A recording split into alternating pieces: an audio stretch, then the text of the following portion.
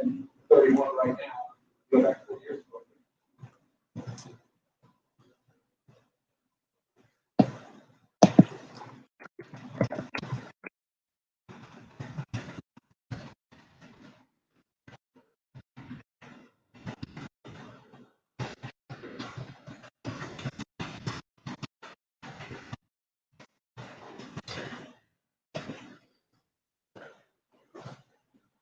Right, I think just checking out the numbers as they're coming in. I've actually got the TV going. Turn that up a little bit. I've got the TV going, and of course, I think this is NBC's channel, or maybe it's Yahoo's. I can't even remember now. Showing their predictions at this time. I think they're quite a bit behind what's going on channels like CNN. CNN have called, I think, a few more races, or a few less, because they're actually showing 73 Biden and 48 Trump. The other thing about this one is we're getting information about other races, which they really are not covering on CNN. They just seem to be concerned with just the presidential race, but there are a number of Senate races that are going on this evening too. So they're also watching the governor's races, so that's really interesting. Uncalled races. So I'm in North Carolina. That race looks like it is definitely uncalled at this point in time. Let's see. Yeah, so 80-51, it's a little different, like I said, from what they're showing on CNN. CNN is actually showing 73 for Biden and 48 for Trump. So they're a little bit behind. I think they're trying to be a little bit more conservative this time with their reporting. I think they don't want to jump out there and say, hey, this is what we think is going to happen. Yeah, they've been saying things like that all night. It's early in the night. We're just getting started. We're going to see where this goes. So that's John King and Wolf Blitzer up there doing a lot of that talking. But yeah, that's sort of where that stands right now. It's going to be interesting to see how long this goes on. I'm in North Carolina. Our polls stayed open until a little after 8. I think it was 8:15, because there were some issues at one polling place. But yeah, that's sort of where things are right now. Nothing has really changed here. Right now on CNN, they're talking about Pennsylvania. And of course, they're continuing to compare the 2016 election to the 2020 election. And they're breaking it down by counties. It's very interesting to watch people who don't live in a state talk about the counties. So I'm living in North Carolina, and it was funny to watch them talk about North Carolina counties, because one guy said something like Wake County, and then he said, and the Raleigh area. And I'm thinking, okay, Raleigh is in Wake County. So it must be difficult to try to keep up with all of these races across all the country. So right now they're pulling up North Carolina. They're saying Biden is leading 50.8 to 48.1%.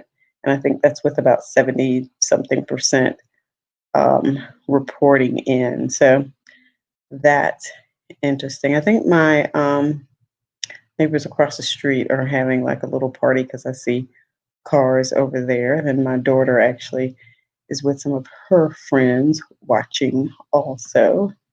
But yeah, so unfortunately, the NBC channel doesn't really have anyone talking. They're just sort of running their numbers here so that we can sort of watch what's going on. And again, CNN is really like in on North Carolina. So again, they just pulled back up Wake County. They just pulled back up Durham County. North Carolina is supposed to be one of these battleground states. So if you're watching the battleground states, like it's North Carolina and Ohio, and right now they're talking about Mecklenburg County in North Carolina. That's where Charlotte is. And so Charlotte is, of course, an urban area, so it's definitely going to be mostly blue, but outside of that area, um, there's a lot of red. So it'll be interesting to see what happens in North Carolina. They're calling now Connecticut for Joe Biden, at least on CNN. Let's see if the numbers change here on whatever this is, a road to 270, but yeah, I don't think so. And they called South Dakota for Trump. So that is still going on.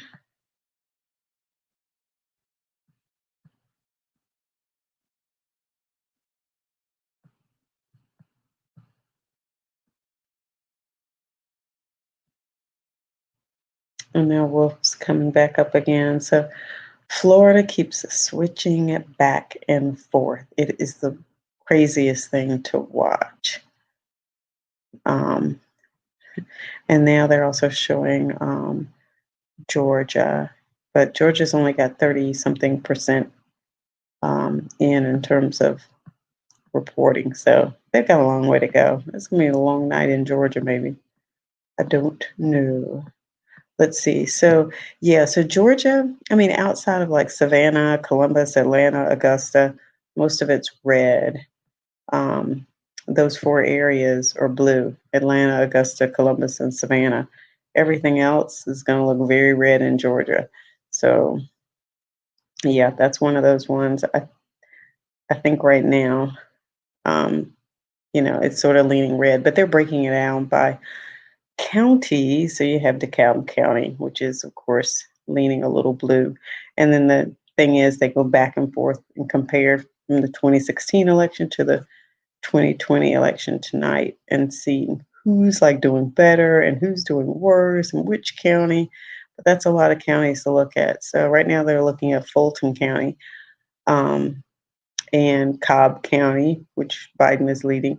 But Georgia overall, Trump is at 57 and Biden's at 51. So again, they've only got 30 something percent of their reporting in. So they've got a long way to go.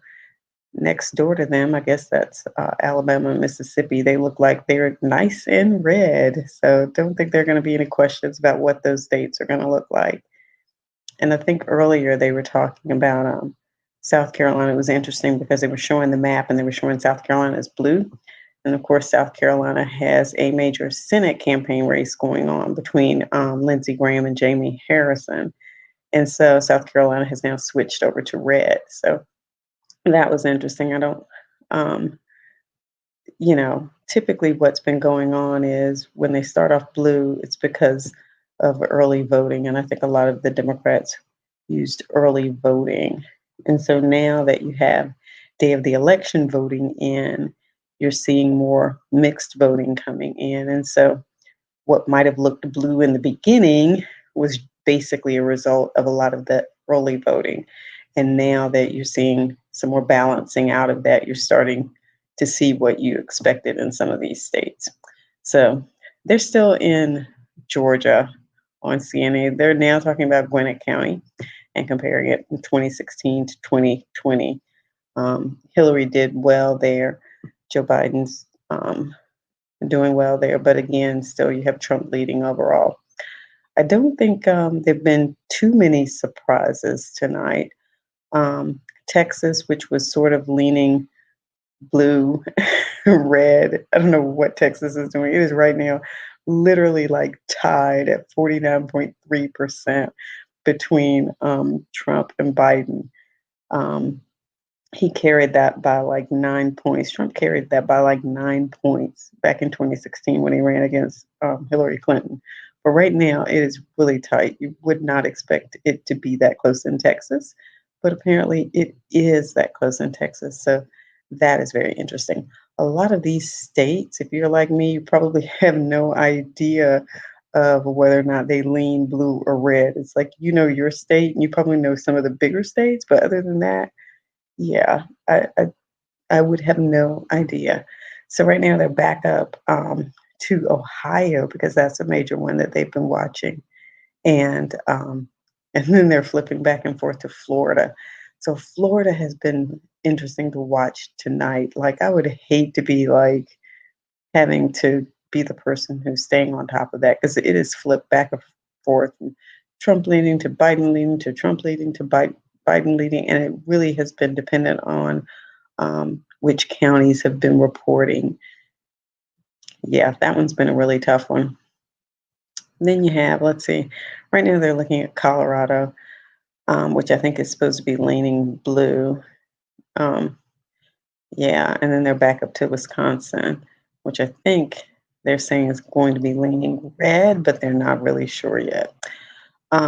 Let's see what's going on back here. Not a whole lot here. Still talking about the Senate races. Actually, and it's interesting, North Carolina is yellow on this particular map. And one of the pop-ups that I just saw was that the Democratic candidate here in North Carolina was actually leading over the Republican incumbent. But it's still early. We'll see how that goes.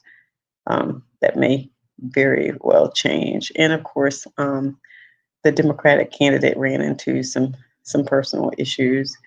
But yeah, I don't think people were really holding that against him because they were just really voting on the issues. But yeah, so right now, Biden is leading in North Carolina. Again, that's where I am. It's like 2.3 to 2.2 million. So I guess about 100,000 vote gap there. He's also leading in Ohio. These are these so-called battleground states where, they switch back and forth. Like they went for Obama and then switch to Trump, like that sort of deal. And usually you have the urban areas that are primarily Democratic leaning, and then you have the more rural areas that lean Republican. So it's interesting to watch. So it'll be interesting to see how North Carolina goes. And of course, they're back on Ohio. Popular vote, they're actually following that a little bit more too, because that is very interesting. If you remember in the last election, Hillary Clinton won the popular vote, but she lost the Electoral College. So you're out of luck. You can win with as many votes in the popular contest as you can, as many as you can get, but that almost doesn't matter if you don't have the electoral college vote. So you have to have 270. So that's the 270 that you keep seeing on the screen here when they go back to the presidential races. But yeah, so back to North Carolina, they're still showing Biden leading, breaking down that popular vote again. Right now with Trump leading in the popular vote. Now that would be very interesting if we saw sort of a switcheroo here where Trump wins the popular vote, but Biden wins the electoral college. Now that would be interesting. I don't think I've heard anybody talk about that or mentioned that as a possibility. But yeah. So the other thing is, it's interesting because you just have some polling places out west starting to close. So that is interesting for them, I'm sure, because they're like, hey, we're just getting ready to close. And you guys are already reporting, like which states have done what. But yeah, they've actually gone to a commercial. So they're actually showing something from Las Vegas, Nevada live. I have no idea what that is. I could try to see if I could bring up something else here. I know NBC also has something going on. But yeah. So again, this particular map is way ahead of what like CNN is showing. And let me see if I can. Well, this won't let me connect to the internet. Having an issue there. But yeah, I think CNN is being a little conservative on what they're reporting. Don't think they have. I think they learned their lesson from 2016 and they're sort of like, okay, we're gonna like not jump right out there and start calling states until we're pretty sure that that is the way those states are going to go. But yeah, um, governors. So yeah, got a few states out there that I guess have some interesting things going on with their governors. So yeah, so see, they haven't called a ton of Senate races, including North Carolina and South Carolina. Like both of those have not been called by this particular um, group. I want to say this is NBC, but it's maybe Yahoo. I went back and forth and could not decide what I was looking at. So yeah, not even sure. Even when I click back over to it, it just shows the same thing we're seeing there on the picture. So yeah, there's our Senate breakdown. I know a lot of people are sort of focused on that. It's getting late, so I'm definitely sleepy at this point in time. Um, yeah, so it's hard to see which ones they've got called there, but yeah, CNN is saying 80 Biden and Trump 51. So going to be really interesting. That's a little bit closer to what we're seeing here. Um, North Carolina, they're saying 50.5 to 48.4 with a Biden lead over Trump at this time. And then in Ohio, 51.1 over 47.6 with a Biden lead. That's a little over 100,000 votes ahead. And let's see, and then Pennsylvania was one of those ones they've been looking at too, with Biden leading that one with about 200,000 votes. So that's quite a bit because there are 20 electoral votes coming out of Pennsylvania. So that's definitely a key state to watch. And then, of course, you have Texas, which I just said, oh my gosh, it's like a 5,000 vote gap, 49.3 to 49.3. And that is absolutely crazy. And then Colorado, which I said this map had already called, um, Biden's ahead by over 200,000 votes. So that's a major lead there. It's only 9 electoral votes, but every vote counts. So I don't think anybody is taking any single electoral college vote for granted.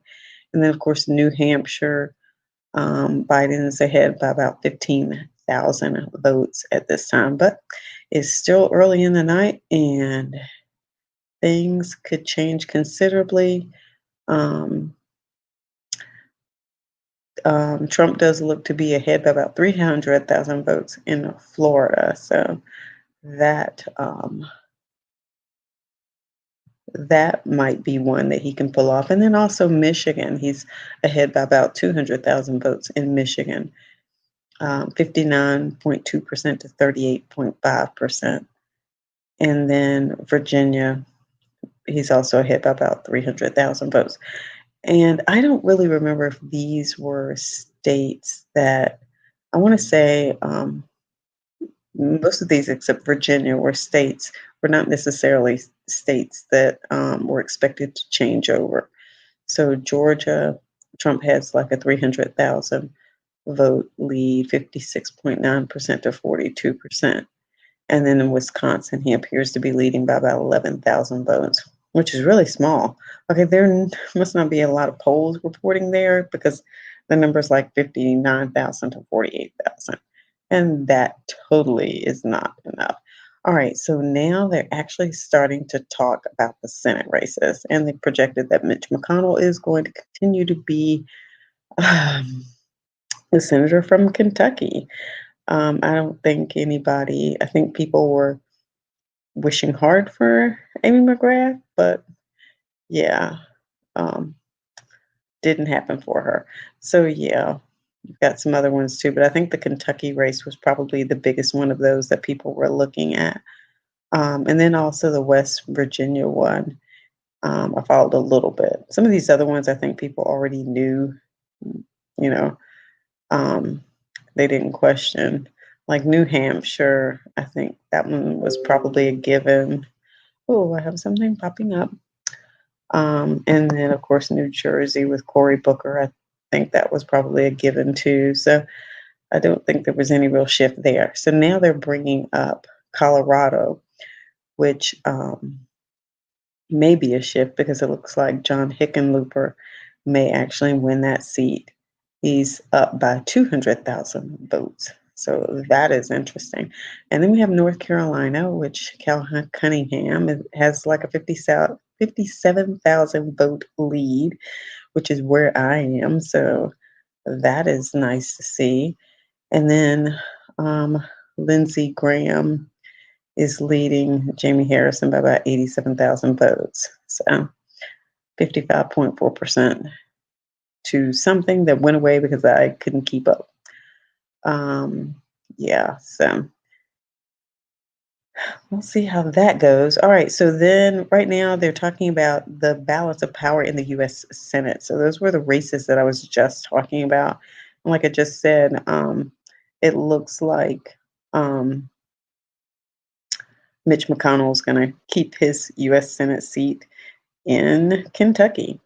But they did just call North Dakota for Donald Trump and Colorado for Joe Biden. So on CNN, it's Joe Biden with 89 and Trump with 54, which is a little different from what we've got here. It looks like here they've called another state for Trump here. So the road to 270 is moving along here.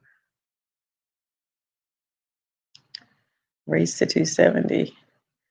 So yeah, there are just plenty of states that have not been called. So right now we're 89 to 54 on CNN, of course, a little bit higher here on this particular.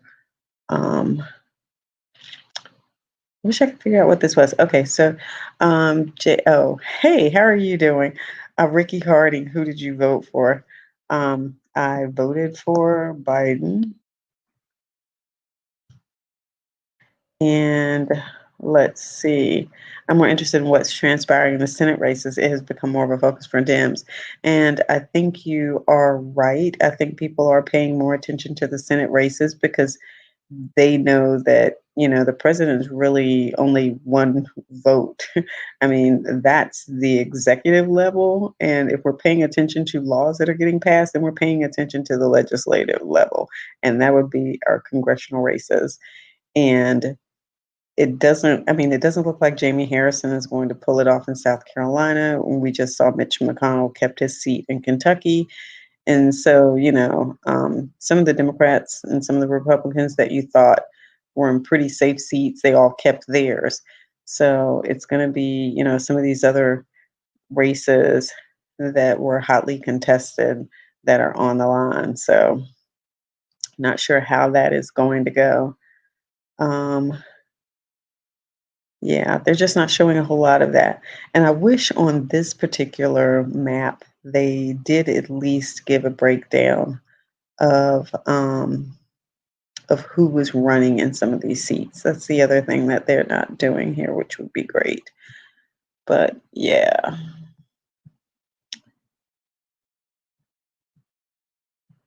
So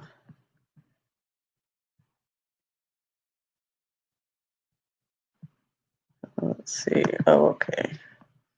Just checking this out again. Whoops. Alrighty. 89.72. So this actually is getting a little bit closer here.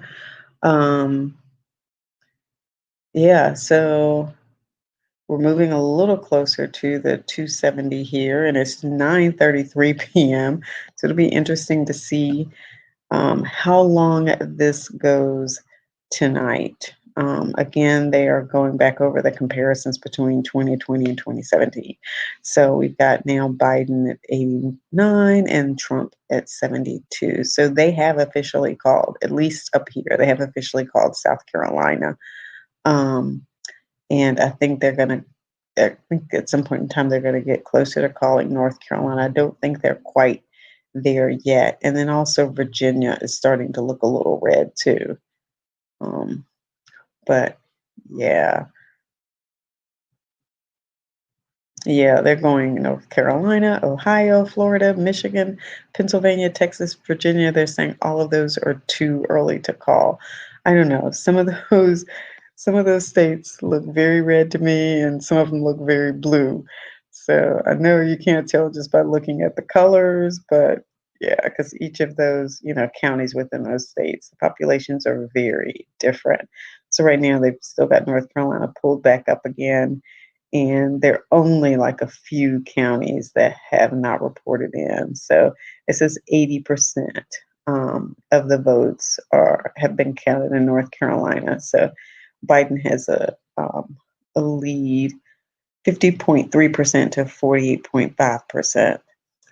So yeah, we'll see if he holds that out for another, you know, 15 percentage points as they get through reporting, then maybe they'll go ahead and call that. But I think it's going to be a little while. So yeah, so they're breaking it down by counties now. So up here again, we have, well, they just went from the Senate race back to the presidential, and it doesn't look like they've called any more states here. They've been holding here for a while at 89 and 72. The governor's race is interesting to see. North Carolina is still an uncalled race for the governor. That's really interesting. However, for the Senate race, I can sort of understand that. For South Carolina, I can't because from what I was seeing earlier, it really did look like that was trending sort of red. And that would mean Jamie Harrison would be losing, and Lindsey Graham would be winning that seat. And I don't know who you guys are following if you're looking at this. I see a couple people over here, but I am not a fan of Lindsey Graham. I'm just going to put that out there. I'm not going to tie any more emotion to it than that. I'm not going to say hate or anything like that, but I am just not a fan. To watch him say that, that they were going to hold off and not appoint someone to fill the seat on the Supreme Court. And then as soon as it happened, he was like, oh, no, no, no, no, we have to. He did a total switcheroo on that. And it just says something about his ethics. Yeah, so it's too early to call. However, if Biden loses, I wonder who establishment Dems are going to blame. They don't have anybody to blame but themselves. Um, it is going to be interesting because people tried to go with someone that they thought was a moderate because I, yeah, I really think that's what they did. Um, I had some concerns with a number of the candidates who were running in the primary, and it just made it really hard to pick someone. But for Biden to have done as well as he did after such a slow, almost painful start, because you kept wondering, is he going to be able to pull this together? Like, you were the vice president. So even if he loses, it was like at least we saw that momentum build. But yeah, there's always a question of who gets blamed, what didn't happen. Because, typically a lot of times what they will say sometimes is, oh, well, the young people didn't come out to vote. And that's what caused us to lose the race. Or the African Americans didn't come out to vote. And that's what caused us to lose. But yeah, you're right. They will tend to pick a group. People will start, there'll be a lot of commentary about why whoever the person is, why which one lost, where were the key places where they underperformed, what did they do wrong in those places, were there other races that impacted their race. And so yeah, there'll be a whole lot of commentary, but you're right. There's always some blaming. Oh, so Cawthorn wins in North Carolina. Well, that was one of those races that was sort of tight too. He's a young guy, Republican. So, but I think that was already a Republican leaning congressional district anyway. So I don't think that was like truly a surprise there. They are loving looking at Ohio and North Carolina and some of these battleground states tonight.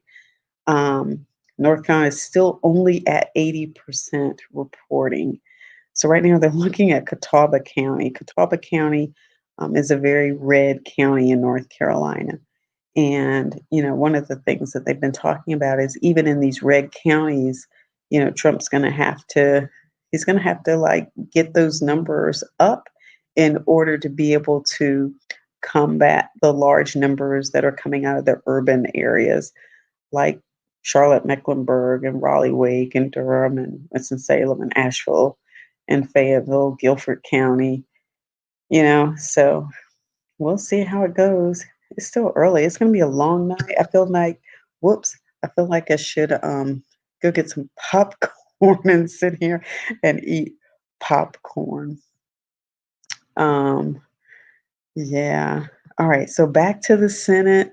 Still not calling. They must have called one. I'm not sure which one they called because I think before it was at 24 races and now they're saying 23. Um, yeah. I'm just watching North Carolina on CNN. I mean, I knew North Carolina would get a lot of play, but my goodness, it is quite a bit. Um, I was surprised. They're looking at Durham County, which is where I live, and Biden got 81.8% of the vote in Durham County. That's probably the largest spread in any county in the state of North Carolina, probably because Durham County is one of the most diverse counties in the state of North Carolina. So that's going to be interesting. So let's see. This is the first time I've seen a party in my adult life purposefully pick a candidate that dissuades its most energetic elements. Yeah, it's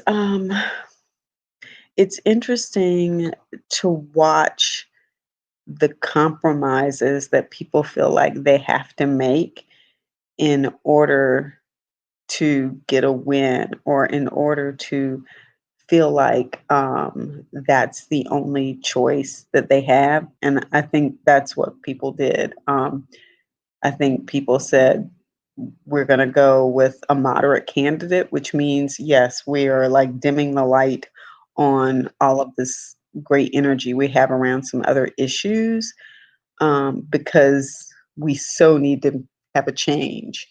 And I think you're right. I think people did say we're going to move to the center or some in order just to get a person who's electable on the Democratic Party side. I think it would be ridiculous for me to state anything other than that was going on. I mean, truly, to sort of say that it was really leaning towards some new ideas and some new people and some new things. I don't necessarily know that that was the case. I think people were just like, can we get some good plans in place? Can we get some good leadership in place? Can we talk about, some good policies and good laws? And so it almost came back down to the basics because people felt like we didn't even have the basics anymore. And it became, anything else was just like icing on the cake. And they were like, how can we even go for icing on the cake when we don't have a cake? And I think that's what a lot of people felt like was missing. They felt like they had to go back to the basics and get the cake first. I don't know. Maybe you can get the cake and the icing at the same time. When I go to the grocery store, I buy the cake and the icing at the same time. But yeah, it's interesting to try to figure out how you win and really and truly I guess that's why I'm not a campaign manager or campaign strategist or anything like that. And I'm just sitting here commenting on it. So Abby Phillips is um and what's her name's up there talking right now, Allison Cumroda, however you say her name. But it was interesting because Abby had tweeted something. It was either earlier today or yesterday. Well, maybe it was earlier today about the courts in Texas not allowing those votes to be cast aside. So remember, Texas had set up this whole like drive-through tent thing where people could literally like do like this drive-through voting process. And apparently they had used it before in the primary. And Republicans, and I'm now stating what I read, okay, no firsthand knowledge here, but what the statement was that Republicans had filed a lawsuit to stop that, even though it had been used before in the primary, because they had not anticipated that it would be used at this scale. Um, I don't understand why that's an issue. Seems like if the process worked before and you didn't have any issues, why not? Why would there be a problem with the process this time? Um, and so she tweeted how something about this being a win for Dems, and people just jumped all over her, and they were just like, "Oh, this was not a win for the Dems. Was a win for democracy. This was a win for voters."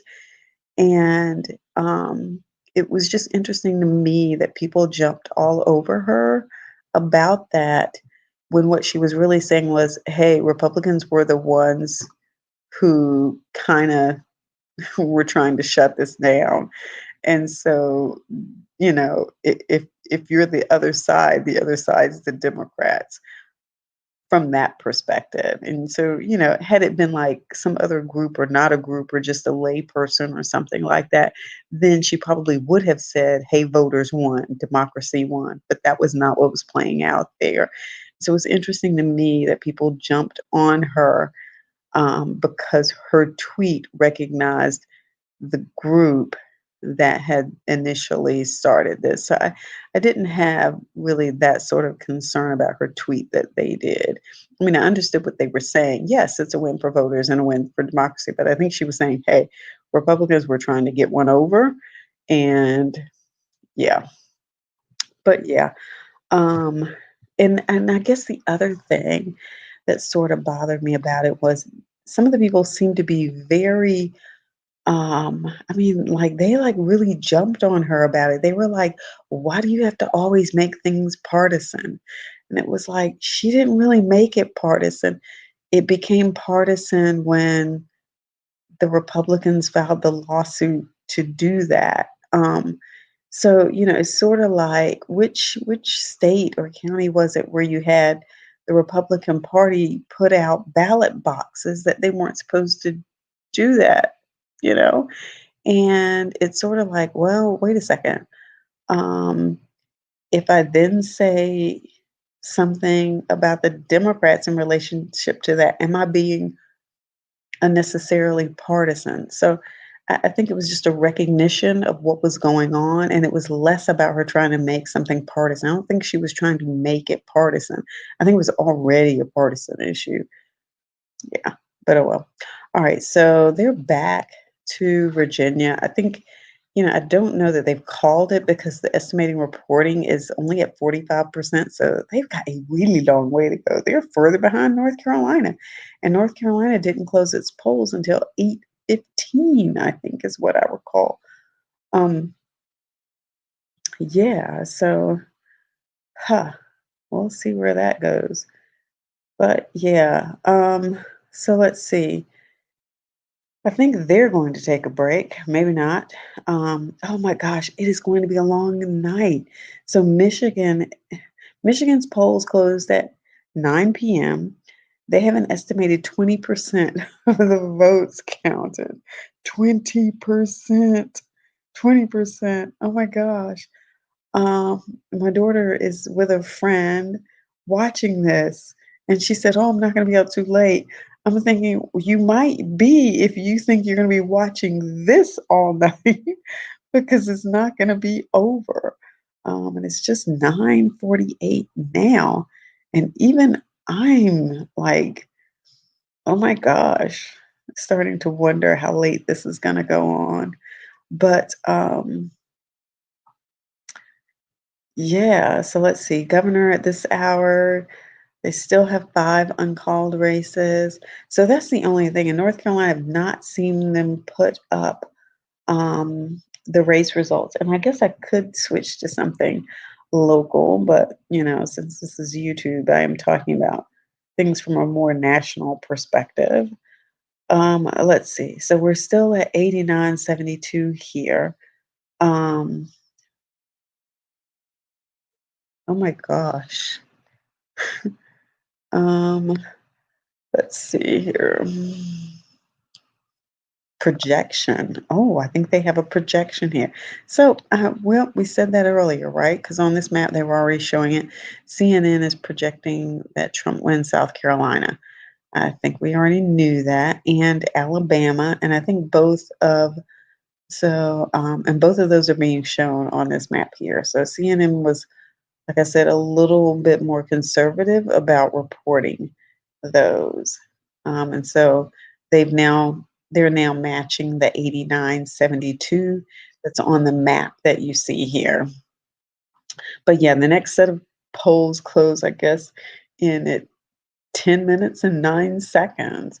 And so we'll have a second round, Iowa, Montana, and a couple others that they're talking about. But yeah, um, so it's going to be really interesting when it gets down to some of the states that have the larger numbers, because then we're really going to start to see this shift over 100.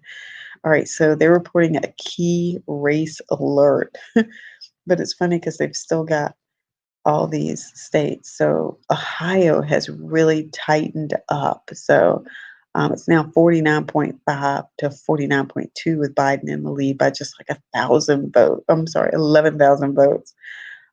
He's still leading in North Carolina, but again, the lead is down to 64,000, and then Pennsylvania is at 73,000. So again, these races are going to be really, really, really tight, really, really, really close. Wisconsin, oh my gosh, 22,000 spread is what you have there. That's close. Not as It's a little bit further than some of the others. In Minnesota, Biden's ahead by 298,000. New Hampshire, 19,000 ahead. New Hampshire has like 4 electoral votes. So not a big number, not quite double digits. At least all the others had double digits. Oh, excuse me.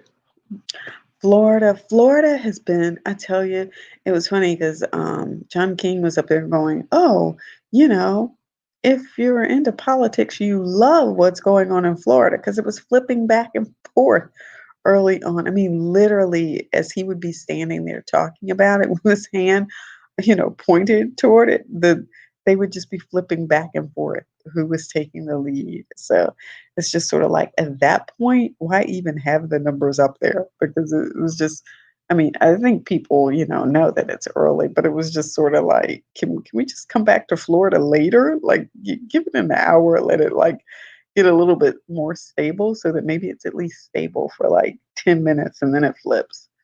But yeah. So yeah, next close now down to 7 minutes and something, because it's 9:52. So how close are we? We are still at the 89.72, trying to get to this 270. And again, they're still calling those critical battleground states, saying that they're too early to call. But yeah, so we've got the Senate there, and you see they're saying the Democrats have won that game. Excuse me.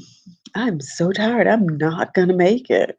Goodness, I hate that. Typically, I'll have something like a Monster drink, but I'm really trying to cut back on my Monster drinks. I did not realize that amount of caffeine, like every day, totally got my body addicted to it. And so when I tried to just like, oh, I'm not gonna drink those anymore, I got really, really, really bad headaches. So I've been trying to wean myself off of it.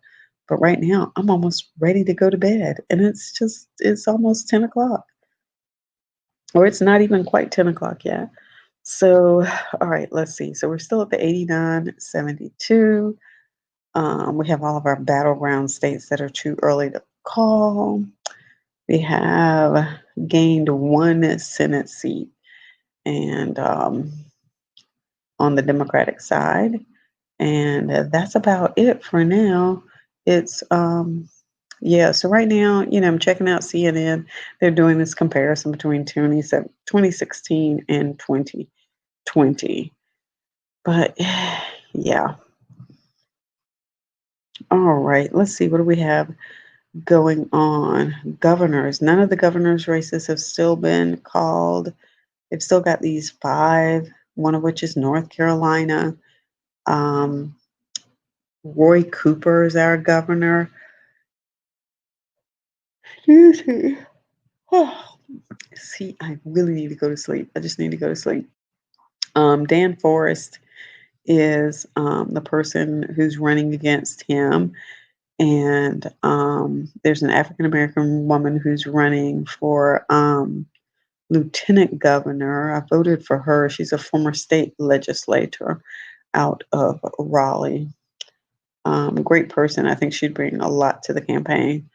All right, so that one Senate seat that I was mentioning earlier, that's John Hickenlooper in Colorado. He defeated somebody named Corey Gardner. I don't even know who Corey Gardner is, but in order to shift things, to shift power, the Democrats still need three more seats in the Senate. And remember, the ones that people really had their eyes on were, Kentucky, which, okay, people had their eyes on it, but I don't think they really thought that was going to happen, and South Carolina. And South Carolina did not happen.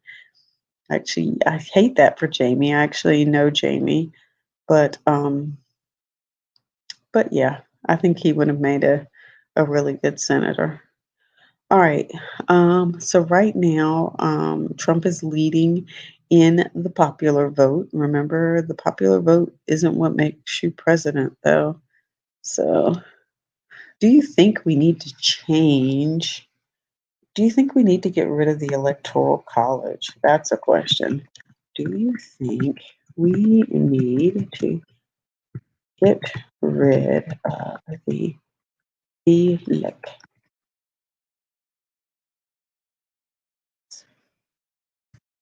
All right, that is going to be the question. All right, do you think we need to get rid of the Electoral College and just go with the popular vote?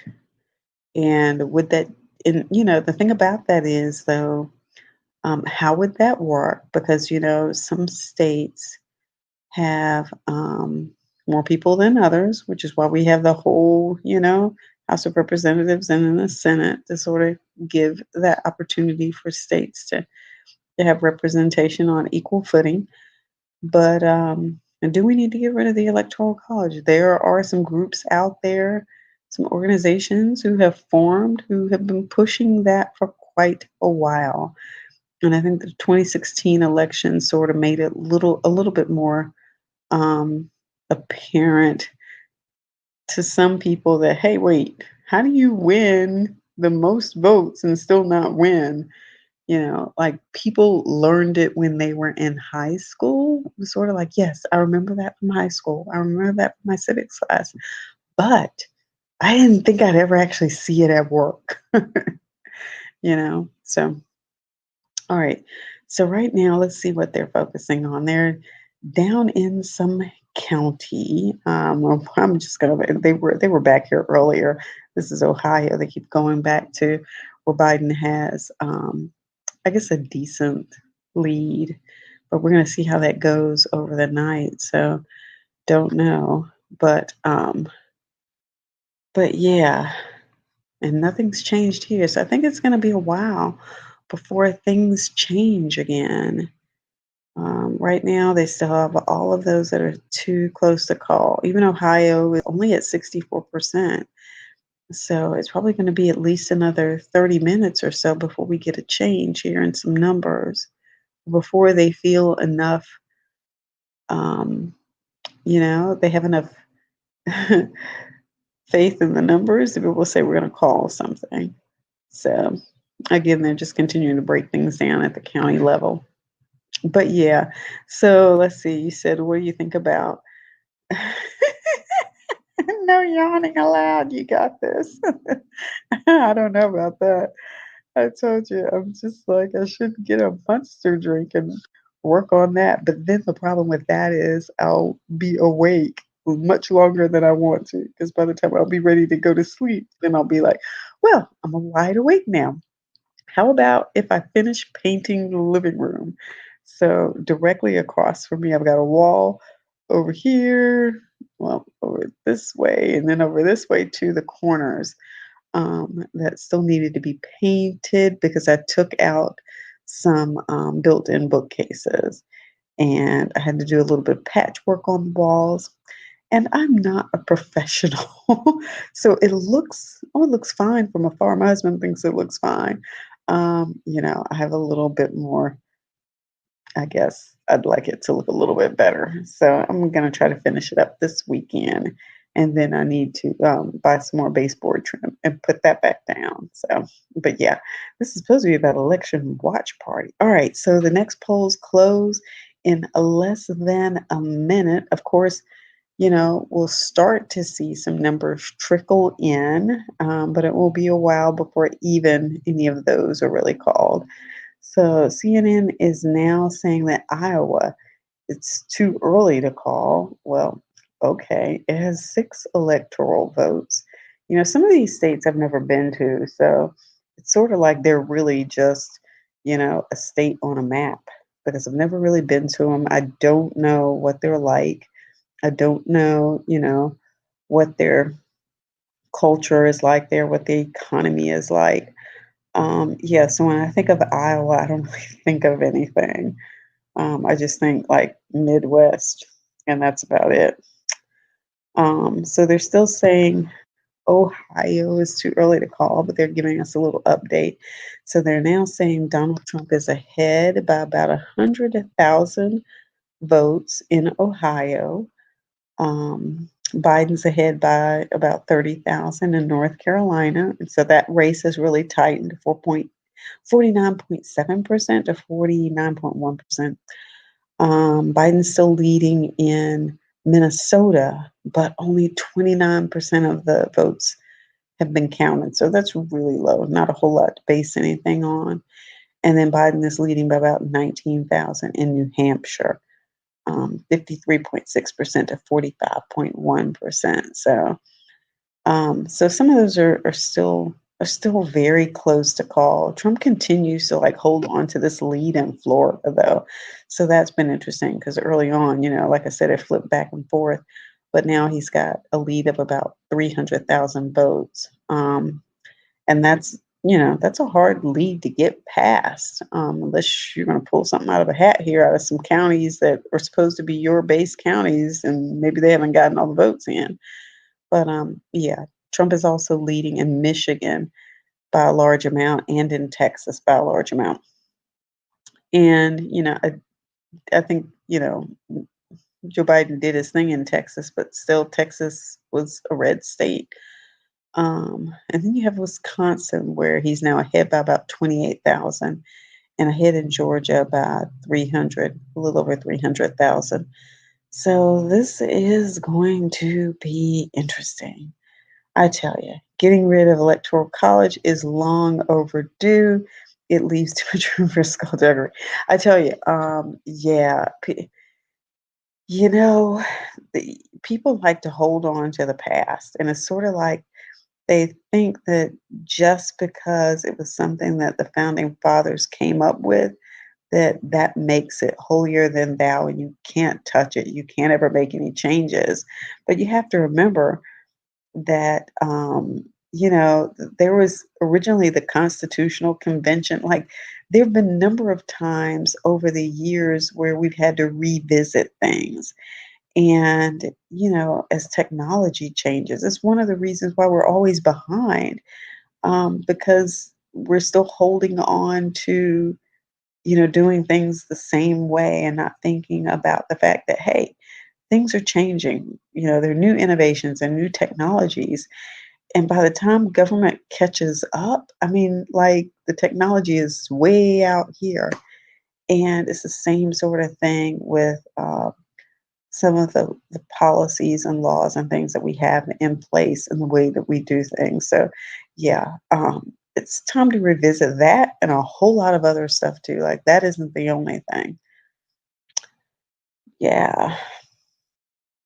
All right. So everything is just close, close, close. I mean, when you're looking at some of these numbers and you look at something and you go 10,000 votes, 10,000 votes. Oh my gosh. That, between two candidates, that's really, really tight when you're talking about over a million votes. Um, I know, no yawning allowed. All right. All right, let's see what we have here on this map. Nope, everything's still the same. 89, 72. Nothing much has changed there. Um, let's see. Yep, they're breaking down Michigan now, which is always interesting to me because some of the states that are red, I guess I'm so used to thinking about some of the blue areas of the state that I don't think about the red areas. When I think of Iowa, I think, how does a tiny state that demographically doesn't reflect the nation have so much influence? Yeah. Yeah, some of these areas are very much their own. Um, and they don't look like some of the other areas of the country. And it's just like, yeah.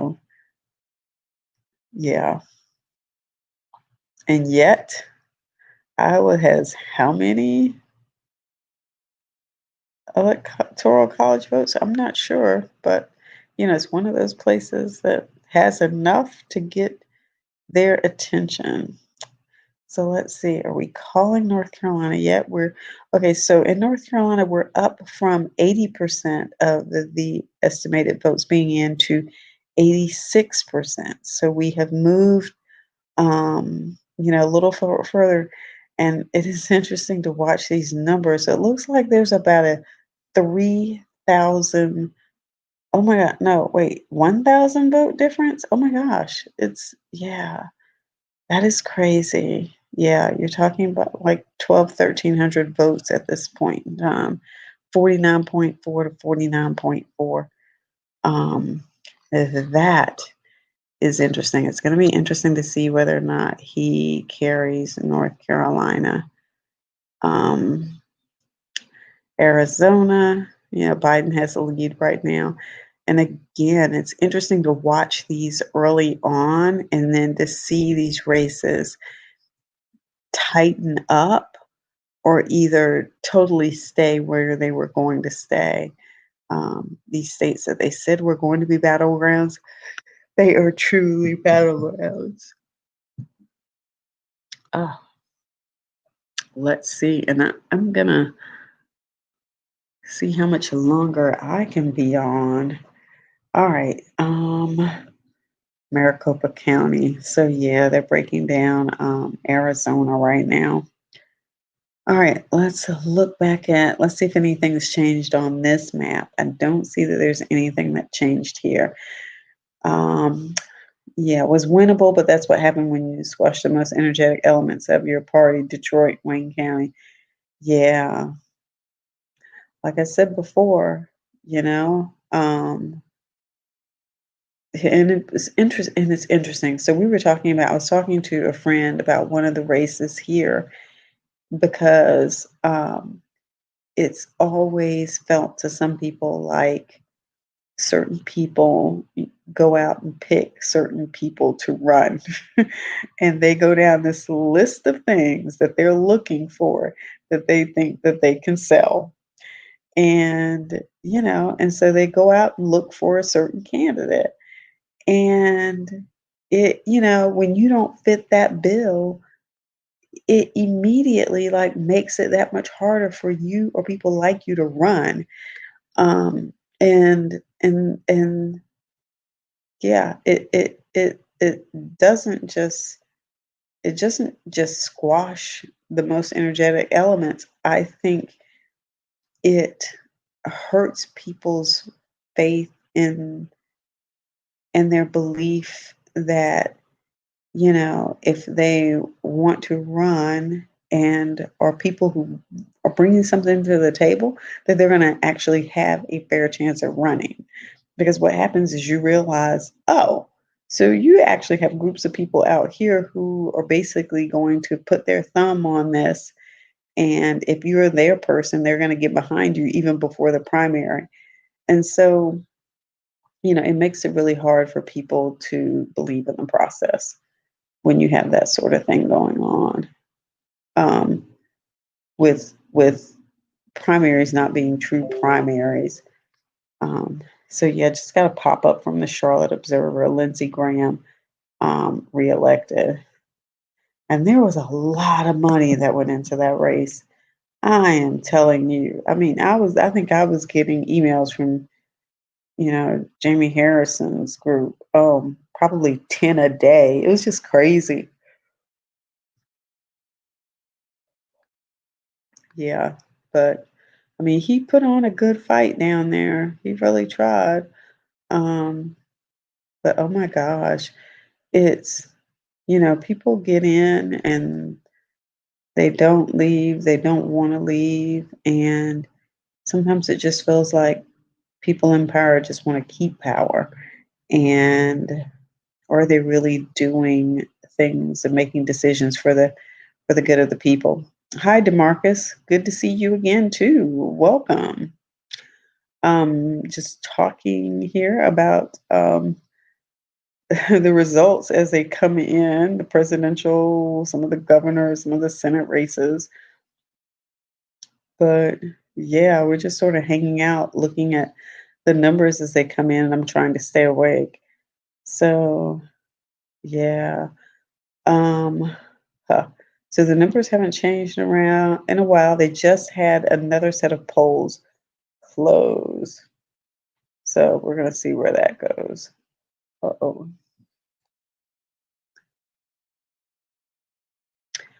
All right. So I spent all day on the Democratic call center. Well, thank you for doing that. I was delivering, I mean, even through like early voting, I was delivering food. Of course, I had to get the I will vote bags out. Today, I was up early delivering coffee because it was so cold this morning. Um, and one of the places I went to early on, oh my gosh, they looked like they had more poll workers at that particular location than they actually had voters. So that was sort of interesting to watch because it was like I drove up and they were like, I'm like, how many people are out here? Okay, must be like 20 people out here. How many people are voting? Oh, it looks like, oh, maybe two people walking up and one person leaving. Like that is what was going on.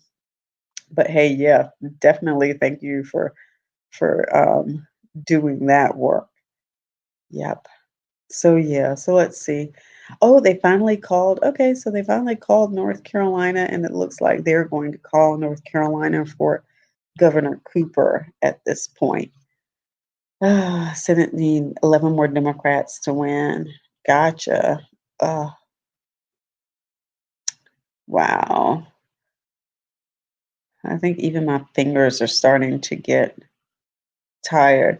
But yeah, so thank you for your help as well. You're welcome. Yeah. So Demarcus, are you gonna stay up? Are you guys gonna both stay up all night watching this? Or do you think last time my daughter and my husband went to sleep and they woke up the next morning and I had to break the news to them and they were both like, "What?" I mean, my daughter was like, she was totally like, you gotta be kidding me. Um, I just want to say Texas is a confused state. Yes, I'm gonna be up all night. I know, I tell you, it is crazy. So Texas, I went to, was it Dallas? I guess I was in Dallas um uh a couple of years ago. I don't know, maybe a year and a half ago. And it was so funny because, I grew up during the time of Dallas the show when it came on Friday nights, 49.9. Yep, Dallas is tight. Yes, it was like 49.3 to 49.3. Like the fact that they got to the 10th,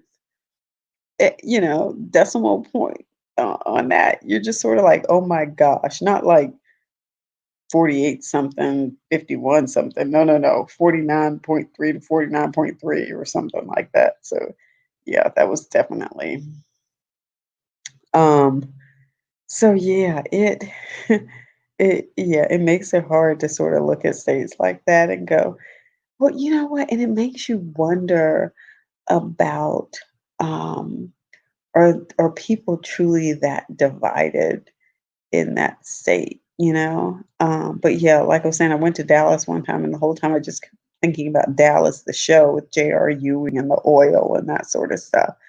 But it's not like I saw any of that while I was there. I was only there for a couple of days, but still. So yeah, Texas is interesting, interesting, and that there's that. But I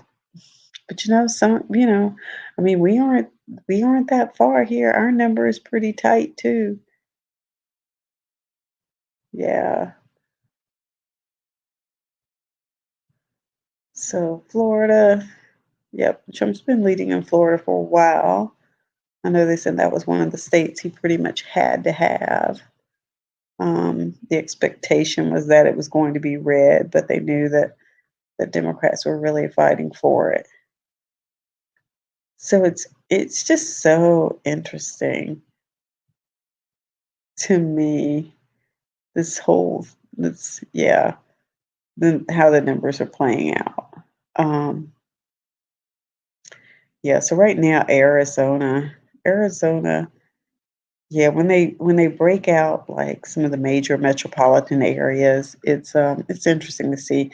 Let's see, DeMarcus says the problem with Texas is you have good Republicans and good Democrats, but you also have bad Republicans and bad Democrats. Well, yeah, and I think yeah, we could just say you have good people, you have bad people, and they will show up in both parties. Like, and I guess, so one of the things, because I keep trying to figure out what makes some of these Republicans tick. And what I tend to hear the most has to do with money, and it has to do with them wanting to make sure that they have the opportunity to build the kind of wealth and lifestyle that they want for them and their families, and then they want to protect it, and they want to make sure it's there for their children and for future generations. Like they want to make sure they have a financial legacy. um, and that seems to be one of those things that I hear a lot from them. Let's see, you said, I do know that our two Texas senators and our governor needs to go. Yes. So, yeah. Yeah. Let's see. It's fascinating to see U.S. society devolve into a nation of competing camps based almost solely on identity politics. Yeah, it's funny because none of that, it's so learned. Like it's such a learned behavior. And every time I think about how we divide up into groups, I think about the first time that I took my daughter to her daycare place. And it's sort of like she had never been there before, had never, really been around a whole lot of kids before. And yet, she immediately, like, it was like, oh, there are other kids here like me down at my level, and I can crawl around on the floor with them, and we can touch new things. And and kids are like fine until we teach them how not to be fine, you know? Both parties created by Lincoln. So yeah, and we've just continued to grow further and further apart. Entrepreneurs don't sleep. Updating my contact manager is more exciting than this race. Yeah, I hear you on that. I had been and we actually need to get back together and talk about some legal stuff. But I had been trying to decide because I have some stuff on this particular channel that's mostly vlog, and then, it's like fitness and some of the political stuff, some of the legal stuff. So it's sort of like a true mix, or like it's more like my Facebook, my personal Facebook page. And I had been thinking about sort of doing a separate one for the legal stuff and a separate one for the political stuff. But I just thought tonight might be an interesting night to just sort of come on and chat. I keep saying I'm going to do more lives, um, on this. And I was actually listening to someone the other day, and she was saying, "Yeah, you should go on your Facebook channel, and you should, after you've started to get some new people, you should just do a live and introduce yourself to people, and just sort of say, hey, this is who I am. This is what I'm interested in. This is what I'm trying to do, just so people get a chance to like actually have a conversation with you." But yeah, but even in this respect, just to be able to have a conversation about what's going on, because I have been so ready for this day to be over. I mean, I've just been like, just please, November 3rd, come and be over. Let's see. I'm more concerned about who's going to support ending homelessness and growing education and fixing environments. Yeah, see, that's exactly what I'm talking about. And when I talk to Republicans that I know, um, they tend to be more concerned about their family first. And it's not that they don't care about other people, but it's sort of like, I want to protect my house and get my house in order first. And that has been very interesting to watch, like um, how we decide what our priorities are, and what we're willing to give up to work on those priorities. Um, And just like you just said, entrepreneurs don't sleep. Yeah, I mean, there's one lady I know, she has a business. I mean, a lot of times I know she's, up until like midnight working and still trying to do stuff. But she's also trying to do stuff in her community too. And so it's interesting because it's sort of like, which are you, if you are shorter in time, which are you going to focus on? Are you going to focus on, okay, wait, I've got to do some work stuff to grow my business? Or wait, there's this community event that is talking about some changes they want to make. Like maybe there's a new housing bond. That's typically what you see. And they're going to talk about that. And is this the route that we want to go? And so do you give up working late and go sit at the housing bond meeting because you want to work on ending homelessness? Or do you put or do you put the other priority first? Like which one do you choose? And it's been interesting to watch like who chooses what. And yeah, that has been really one that's been interesting to watch. And I'd actually like to see us have more of a conversation about that. Um, and I think too many of our conversations break down into demonizing the other side instead of trying to understand where the other side's coming from and trying to see what we have in common, and then starting with that base of commonalities to try to build to make the world better. And so a lot of the people, that I get stuck listening to, I'm just like, y'all, can we stop just beating down people? DeMarcus said, I don't think I ever formally introduced myself. Well, you are welcome to introduce yourself in the chat, and I will definitely read it out because we only have like 3 people up here, so all 3 people can feel free to like comment in the chat. Um, but yeah, oh, now we're down to 2. But yes, definitely feel free to share more info. You guys are sharing info in the chat. But yeah, there just doesn't seem to be enough conversation from a manner that's helpful. I guess that's what, because I listen to people like go in on people. I'm just like, was that really helpful? I watched the other night a quote debate between Tommy Lauren and Brian Tyler Cohen, or Brian Cohen Tyler. I think his name's Brian Tyler Cohen. Anyway, um, and when I was listening to Tommy Lauren, I was just sort of like, do you really believe that stuff you just said? Or, I mean, and I went through and I read some of the comments, and one person said something like, just because you talk fast doesn't make it true, or it doesn't make it a fact. So it was just sort of interesting, um, that, people see through that sort of stuff. They're actually listening to what you say. And I was just sitting there listening to her thinking and just sort of wondering to myself, do you actually believe that stuff you're saying?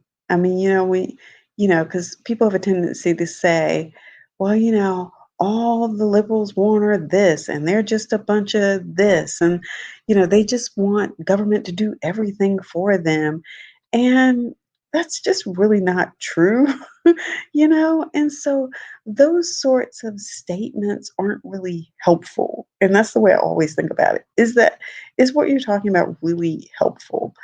And so the question, I think, has to do more with how much should government do, you know? Because I don't think I don't know that I don't know that I've ever met a single person that has felt like government needs to do everything for them. So those kinds of statements are just like I said, not helpful. Okay, DeMarcus said, "Well, I'm a business mentor." Oh, okay. Um, and I go to University of Houston. I take it an HCC. I serve on student government for a very long time. I represent all the students in workforce programs. Oh, okay, that's cool to know. I actually worked for the city here for a while, and I worked in the Office of Economic and Workforce Development, which is probably why you hear me talk about business and economy and jobs, and like that's my big thing. I'm more concerned about helping people be able to find good jobs and build careers so that they can build wealth and have a stable home economy. Um, because I think that really helps people, you know? Yeah. And so, if so here's the thing. I listen to a lot of people talk about, and I'm not, and when I say this, it's going to sound very generalized, but I'm talking about a certain group of people share a common interest. Great. I'm talking about a certain group of people when I say that, when we talk about affordable housing and things like that. So we had people here that were just like that was their number one thing: affordable housing, affordable housing, affordable housing. And I kept saying, yeah, but if they don't have a job to be able to pay the mortgage, you can't just build affordable housing and think that the people who really need it are going to be able to get it if they don't have the jobs to be able to pay the mortgage on it. And it can't just be any old job. It's got to be a good job, you know?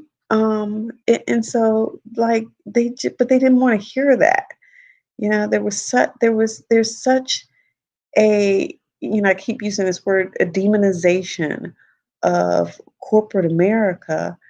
And I'm just sort of like, but where do you think people work? Most people work for small businesses.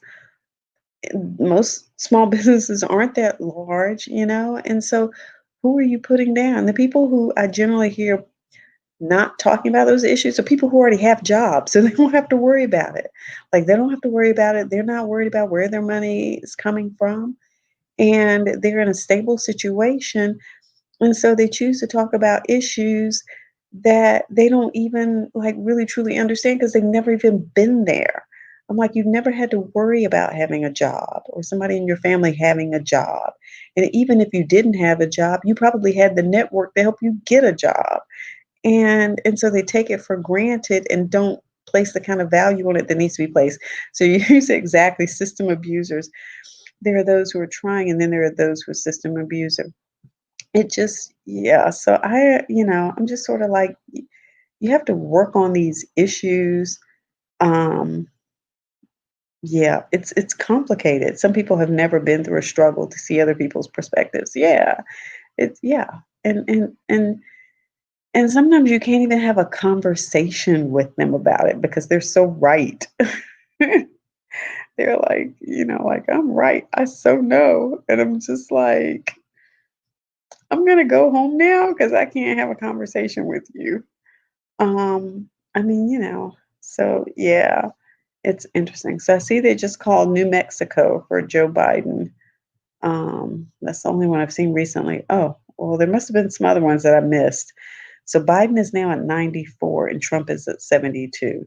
Of course, yeah, well, we still got a long way to go. Um, but yeah, it is interesting, like I said, to see people, talk about those sorts of issues. And I'm just like, yeah, you can't talk about housing without talking about jobs because people got to have them to be able to get in the house. I don't know how you talk about one without talking about the other. But yeah, I literally was at the polls one time, and this lady was like, "I'm not voting for that guy because he's big business." Literally, that's what she said. She said he's big business, and the guy that she was talking about actually worked for a nonprofit. And the nonprofit that he worked for was a nonprofit that helped bring businesses to town and helped people build businesses. So they had the programs that they had were business programs for women, for Black people, for veterans. And that is the person that she was saying she was not going to vote for. Their organization would put on workshops for women, like how to get government contracts and things like that. And that is the person she was putting down. And so when I asked her about it, I said, "What do you mean big business? What do you help me understand what you're talking about?" She then said, "Well, I don't really know. You have to ask my husband." Because they had come up to the voting place. And these were not older people. These were young people. These were young people. Um, I once lived in a homeless shelter before getting back on my feet. Many people in homeless shelter actually want to work, but they have all kinds of barriers. Look, my a family member just shared this week that she had been homeless for a little while. And she said that she did not reach out to us because basically because of pride. She wanted to get back on her feet on her own. And, she didn't reach out to us until after she had found a new place. And then she let us know what had happened. And she was like, but I still need just a little bit of help. And so, yeah, there had been some other issues, but she had been in that same situation for a while. And you said being in a shelter myself at one time helped me understand what the real problems are with homeless shelter. Oh, yeah, I'm sure. I mean, another place where we need to be looking at if we provided services that that could really help people at the homeless shelter, like services that they needed, that could help people get back on their feet. And you said the people in homeless shelters need vocational rehab. That is a core issue. Yeah, there is again, having a vocation, having a skill, having training that is going to help people get a job. And even now, like my daughter's in college, but it's still, you still sit back and wonder, when she gets out, what kind of skills are they going to be looking for? A lot of times, there are plenty, plenty of jobs out there that don't require um, 4 years in a college. And I have actually listened to a couple of her classes because she's, done Zoom classes here at home. And I have just been totally unimpressed. Totally unimpressed. More people in a shelter, most people in a shelter have a disability that a job won't accept. Yeah. I mean, yeah. And so again, you have, people who say, "Oh yeah, we hire anybody. Oh yeah, we don't look at history. Oh yeah, we just want a person who wants to work and who's willing to be trained." You're right. I had a friend who told me about being hired and that one of the people at the job site kept throwing up in his face like some of his past mistakes and stuff. So really, I mean, so it's like you have a person here that wants to work, but you keep and you say you're going to help and you're going to here's a job, but you find another way to be demeaning and disrespectful to that person. So, it I'm sure there are plenty of people who don't, who hire people and who do very well by them, and then there are people who don't. But yeah, sometimes there are disabilities that um, companies won't accept. And then the other thing is, we still don't have a system in place, a healthcare system that covers different disabilities like it should. So we give more weight to physical health challenges and issues than we do mental ones. And the thing about it is, the mental ones are the ones that can be more traumatic and cause more injury than the physical ones. I was surprised to see one of Bill Clinton's associates in the shelter who has a master's degree. However, he had a stroke that messed him up. When I see pictures of Clinton, I was shocked. Yeah, like people, your life can change in an instant, All of a sudden, it's like you had a stroke and now, yeah, now you're in a position where maybe you're recovering from that stroke, or you were left with some physical and mental challenges as a result of the stroke. And you have companies that don't want to take it on, or won't take it on, or oh, we can't cover this. And oh yeah, yeah, so it makes it really difficult. But yeah, your life can change in an instant. And all you can do is continue to try to go forward. So it's just, like I said, I have a young daughter and I'm always like, like I said, she's at a friend's house tonight. She could get into an accident on the way back. I'm always worried about that. I'm like, oh my gosh, just like I'm always worried. But I'm sure like a lot of parents, a lot of parents are probably always worried too. But yeah. So, mm-mm-mm. So let me see what's going on up here. Yeah, I'm sure it was really surprising to see. You go, oh my gosh, like you're a person who used to work with a president, and here you are. Yes, I'm sure that was pretty shocking. Pretty shocking. Let's see if they've changed some of the numbers. So they've got 98, 92 at this point in time. Still not calling some of these, some of these close states here. So that's really interesting. Huh. Westmoreland County, breaking it back up, comparing it to 4 years ago.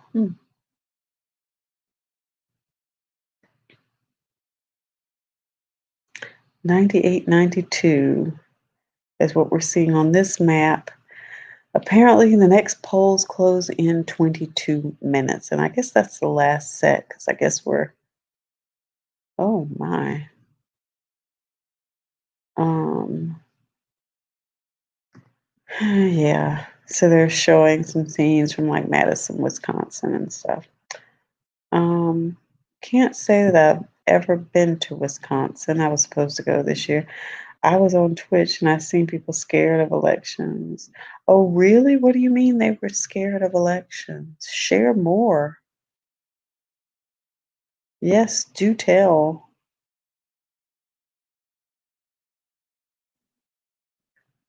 Do tell, do tell.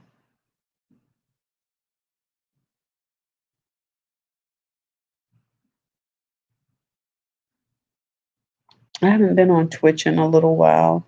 Not that I'm on it that often, but yeah.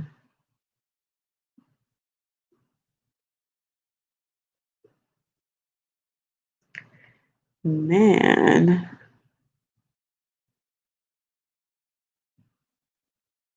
So it'll be interesting. So, like a little over 100 million people voted during early voting across the country. It'll be interesting to see what the total number of votes cast ends up being. Like terrified for the future, they didn't know who to vote for, so that kept them from voting. Oh, because it's like people, two lesser evils for some. Yeah, okay. I hear you on that. Well, you know what? So back during the Democratic primary, I like I kept putting off who to vote for because I was just like, I'm not sure. Like I felt um that if I didn't get it, like I felt this strong need to get it right. Like I had to vote for the right. So I didn't even vote early voting. I voted like on election day because I remember I think my husband voted like the Friday before it was like the next to the last day or something like that. And we just kept waiting. And I waited because I was just like, I'm not sure who I want to go with. Like I was just that torn. And it's not like it was like, oh, I think this person's great and I think this person's great and I think this person's great. No, it was not like that. It was like I just am not sure. I just do not know which one I mean, there were some people I crossed off the list, but then it was not like there was this one clear person that I was gung ho. Like it was, just was not sure. And I remember having this conversation with a friend of mine, and I was just like, I don't know. And I had a really hard time trying to figure out who that person was going to be. And it was so I can sort of see people sort of, looking at the two and being in a position where they're saying, neither one of them is really for me. What am I going to do? you know, or I'm afraid that both of them might mess things up even worse. What am I gonna do?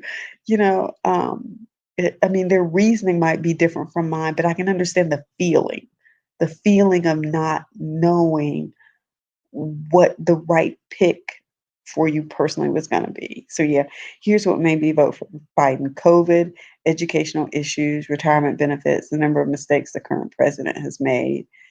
Yeah, I hear you. I hear you. I actually had two church family members from the church I grew up in to pass last week. I mean, these are people like that I know. I mean, these are not like, oh, so and so's sister or so and so's aunt or a friend. No, these were like people I know. Oh my gosh. Yeah, from the same family. I was just and another person related to them had been sick, like, months ago, like, but she survived. But, oh my god, but these 2 did not, so they died just this past week. My mother sent me the text, I guess, day before yesterday, 'cause the second one just died, and I was just like, "Oh, you gotta be kidding me," and to sort of think to yourself, "Wow, if we had just, you know, like made some early on changes and just switched things over faster, we probably could have saved some lives here, you know. But yeah, I just remember early on, just we were not understanding how significant this was that was going on. And it's like watching, and I'm not trying to play the significance of COVID down, trust me, but it's like watching one of those zombie movies where things happen early on and people are trying to figure out what happened. Like in the beginning, people are like, "What's going on?" You know, and so yeah, you go, our government failed on COVID. Supposedly, the country with the best healthcare in the world. Yeah, the best healthcare for some people, and it's like, yeah, if it, it yeah, I mean, I'm still taking a whole lot of precautions. I wear my mask. I keep my hand sanitizer in my car and with me. I wash my hands as soon as I walk in the house. I yeah, it's just I don't think people are. I still think there's some people who aren't taking this as seriously, but I think if we had had proper leadership and a good plan, um, that some of those people would not have died, you know? And so, yeah, I'm just like, oh my gosh, I can. So it's going to be, oh yeah, I remember when COVID struck, because here are the people who I knew that died. Yeah. I mean, this is just, we've got COVID, we've got a presidential election, we've just got so much going on. There was a woman that I used to work with. She actually posted something on Facebook today, and it actually hinted to this being more about the end of days. That's what she hinted. That she was just like, I see what's going on, and this is what I think is going on. So when the White House believed that COVID target people with multiple illnesses and older people, they believe they could be saved money. I've heard so many different, I guess, different sort of theories about some things. And it just, some of it is just very saddening to hear about what people think of other people. And it's just really tragic. It just, yeah, it just really is. And then you have to think, I mean, over 200,000 people in this country gone, like, that is a lot of people. You're getting close to a quarter of a million people. I mean, and in my head, I keep thinking we're probably going to hit a million people when this is all said and done. It does not look like the peak has plateaued, you know? Because we're still like trending upward. And so the hope is, at some point in time, we'll stop trending upward and we'll at least plateau, and then we'll start to come back down. But during that whole plateau, and then as we're coming back down, we're still going to be losing people, you know? It's just like it's a lot. So yeah, all right. So this up here, they are now calling this at 118 to 102. Again, we've still got these big states that are just sitting out there. You take 200,000, majority of them would have needed Medicare and Medicaid. You take 200,000, each of those will have to spend 757, just minimal, just for Social Security online. Yeah, it's huh, yeah, and you know what? So it's interesting you bring that up, because that was something, when I hear people say, oh, I don't care if I get it, or, whatever happens, happens. I keep sort of thinking to myself, they sound like they're okay with the physical part of it. I'm always wondering if they're okay with the financial part of it. Social Security alone, yeah. For a person with an evil mind, you're saving a lot of money. That's retirement money that the government keeps in their pocket. Yeah, it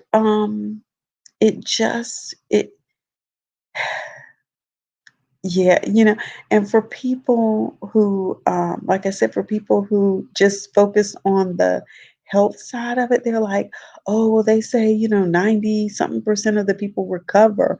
And I'm like, yeah, but some of those people wind up in the hospital with major bills and that sort of thing. So, are you prepared for that? Is your family prepared for that?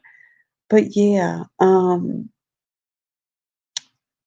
when you say that most of the people who are getting it are older, yeah, you're talking about people who are probably on Social Security at that point, because a lot of them have been older. So, So let's see. I think they're calling Missouri for Trump and Illinois for Biden. So they're saying 118 to 105. This thing is just going to be tight to the end. It is just going to come down to some last state. We're going to be like, okay, that's it. And then it's going to be over. And it's going to be like non-eventful, eventful, if you know what I mean. So the next polls that close: California, Idaho, Oregon, and Washington. Yeah, but you're right. For an evil mind, you're saving a lot of money. And unfortunately, there are some people out there who will think that way. Yeah. Um, Michigan. So it looks like Trump is probably going to win Michigan. He's ahead by about 250,000 votes. He's probably going to win Pennsylvania. He's ahead by about 344,000 votes. Um, in Wisconsin, he's ahead by 21,000. Close election may come down to Arizona, Pennsylvania, Michigan, and Wisconsin. Yeah, but those don't look, I mean, those look like those are solidly in his corner. So, yeah. All right. Demarcus says, yes, not only that. Have you heard of yeah, I'm not familiar with that rule. You'll have to tell me about that one. Not quite familiar with that one.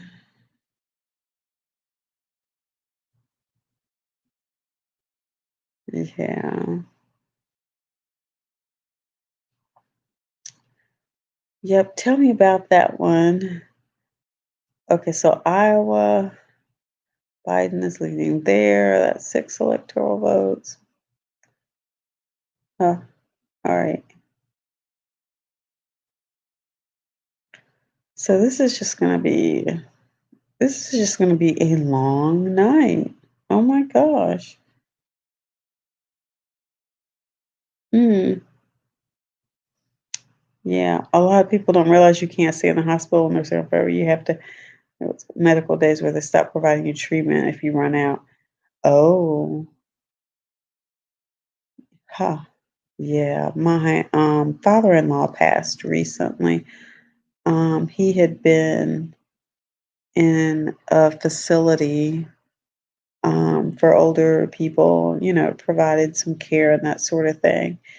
And then he came home and he stayed with, excuse me, with my brother-in-law. I might have to wrap this up and then I might have to I might have to put a timer on myself here, so that I don't fall asleep while I'm watching this. So they've switched to so now the states that are sort of, I guess, trending that they not know, they are now making them pink. So they've gone from being gray to being pink. um, yeah, not purple, because usually they call them purple states. So North Carolina is pink, Florida is pink, Texas is pink. I don't know what that means, but they are definitely pink. So that is definitely interesting. Um, yeah. Huh. He's got an interesting map going on there. But yeah, the whole hospital stay thing. It's been a long time since I've had to be in a hospital, but thank goodness I don't want to go back anytime soon either. Um, but yeah, so this map is calling it 118 105. Um, yes, I'm glad they did finally call the North Carolina governor's race. That was good. But yeah, so even, the other thing about COVID is, people with underlying conditions. So that's another reason I was like, I'm just like, my daughter has a history of asthma. So no, we're not trying to get COVID. That's just not going to work for us. Um, so yeah, each Medicare recipient has 60 hospital days, in which 30 of those are lifetime days. days you don't get back, 30 days that renew when you stay out of the hospital for 90 days. See, I can't imagine that most people know that. That, like, hey, when I get to the point that I might be on Medicare, this is what it looks like. Yeah, I wouldn't know that. I don't think a lot of people know that. I think people have a clue about that.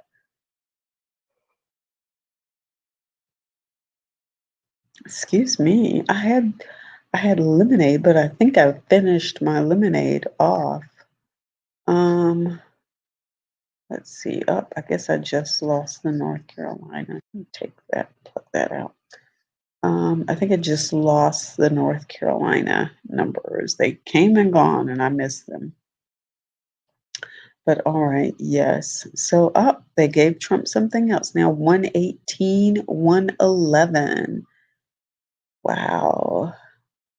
House projection. All right. So I'm looking at John King here, go through some 2016 stuff to 2014 and doing some comparisons. Yeah, so this race is definitely pretty tight. We're going into the 11 o'clock hour. Let's see, most of them are dying because they run out of treatment days. Yeah, and so they can't get the health care that they need. Yep, that's, yeah. Mm, wow. All right. Okay, so it's funny to look at CNN as they change stuff. They've changed it in which states that they say it's gonna come down to, but that's really interesting. But hey guys, I'm probably going to check out now because I do have a couple of things that I want to try to get done. It's been nice to hang out and sort of watch the results with some other people. I did have the state Democratic Party that was having sort of a watch party tonight, but I wanted to just do something a little more low key. Yeah, in a different way. So I just sort of wanted to do my own thing here and check some stuff out. But yeah, you guys make sure you come back next time that I try to put something together. You said I'm gonna start doing business tip streams soon again. Oh, so am I on your channel? Can you put your channel in the chat so that I can check it out?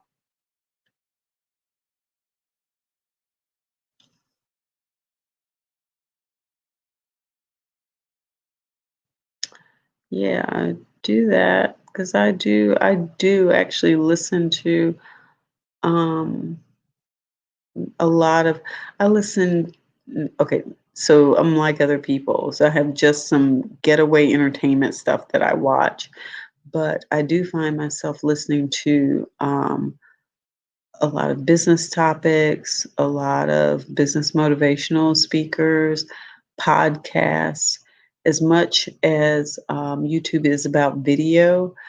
A lot of times I'll just have stuff on and just be listening to it, depending on who it is, and not necessarily watching it.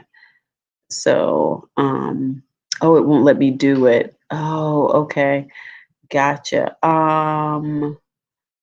Can you like just put not the full like site, but just like the YouTube part that comes after youtube.com? It would be slash and then something. If you have like mine is Sheila Huggins now.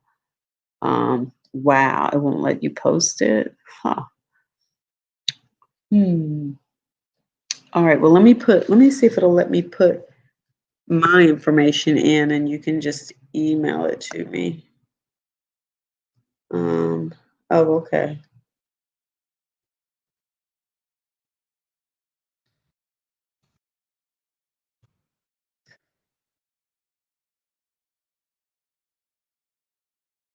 All right. So you can just email it to me.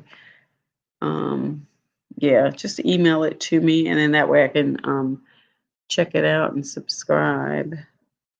But yeah, I'm gonna do more live stuff and more different stuff. It's just difficult to do sometimes, to try to get it in. But yeah, so let's see. I don't think the numbers. So we're at 118, 114.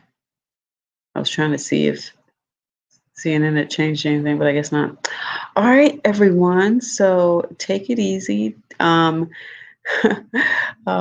hope things go well for you tonight as you continue to watch the election return. And yeah, and I'll be checking you out soon. So other than that, I guess that's about it. We've been trying to build a community to turn people into business owners. Yes. You know what? It's interesting that you mentioned that. My and I think it's gonna pop up here for our governor winning. Um I think the younger people are more interested in being business owners now. I think they especially understand the need to be able to make sure that they're building wealth for themselves. I was talking to my daughter, and she was talking about her boyfriend and some of his friends. And she was like, oh, they all have like 3 and 4 jobs, and then they're working on building their own businesses too. And so, like they're all like moving into a house together and they're going to share the expenses. But she was like, oh, yeah, they work. And she was naming the places where they work. But yeah, they understand that, you just can't put all of your eggs in one basket. And I think for too long, um, we were sort of taught get a job, and that sort of thing. And anything else was sort of like, I don't want to say it was frowned on, but it was just like people didn't understand that part of that was taking care of yourself and your family by making sure that you had, you know, um, other streams of income. So now people are just like, oh yeah, I want to make sure I have, at least 5 streams of income or at least 7 streams of income.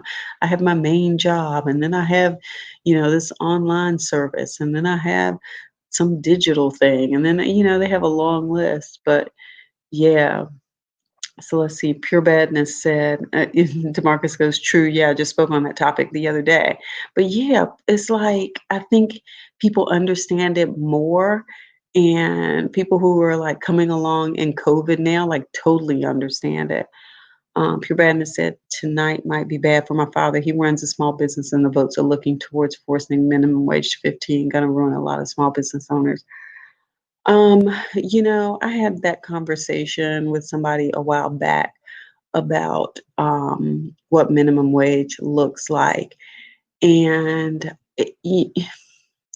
it's always interesting. I remember listening to Andrew Yang talk about technology and how sometimes we don't think about what the shift looks like. Like we think about technology taking jobs away. And so for instance, I remember when this will tell me how old I am, but and I don't some of this I didn't really experience, but sometimes if you were in really, really rural parts of the state, you would see this.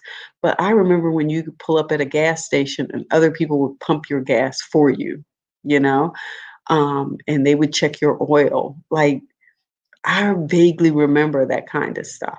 And so remember, it used to be you go into the grocery store, they didn't have self checkout.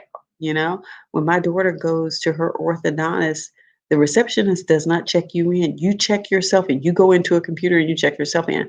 So, yeah, so technology has taken away some of those jobs, but what it has done on the other side is it has increased jobs for people who know how to build those products, know how to write the software programs for those products, know how to service those products. And so people are always thinking that technology will come in and they'll buy some new equipment and it'll take jobs away. But the thing about it is somebody has to know how to build and service those products too.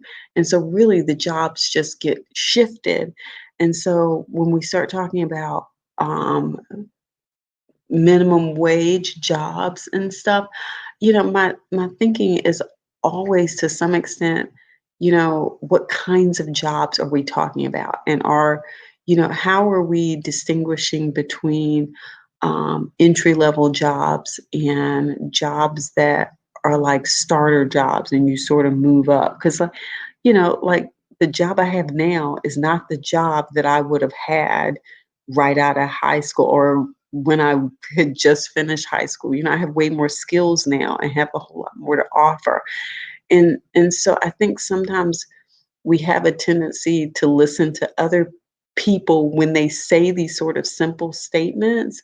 And it's sort of like the issues are they're just so much more complex than these sound bites. Like they give us sound bites all the time, and it's just way more complex than these sound bites. But yeah, that's called having good leaders in place. And so we'll see how that goes. I don't know how that's gonna go, but yeah.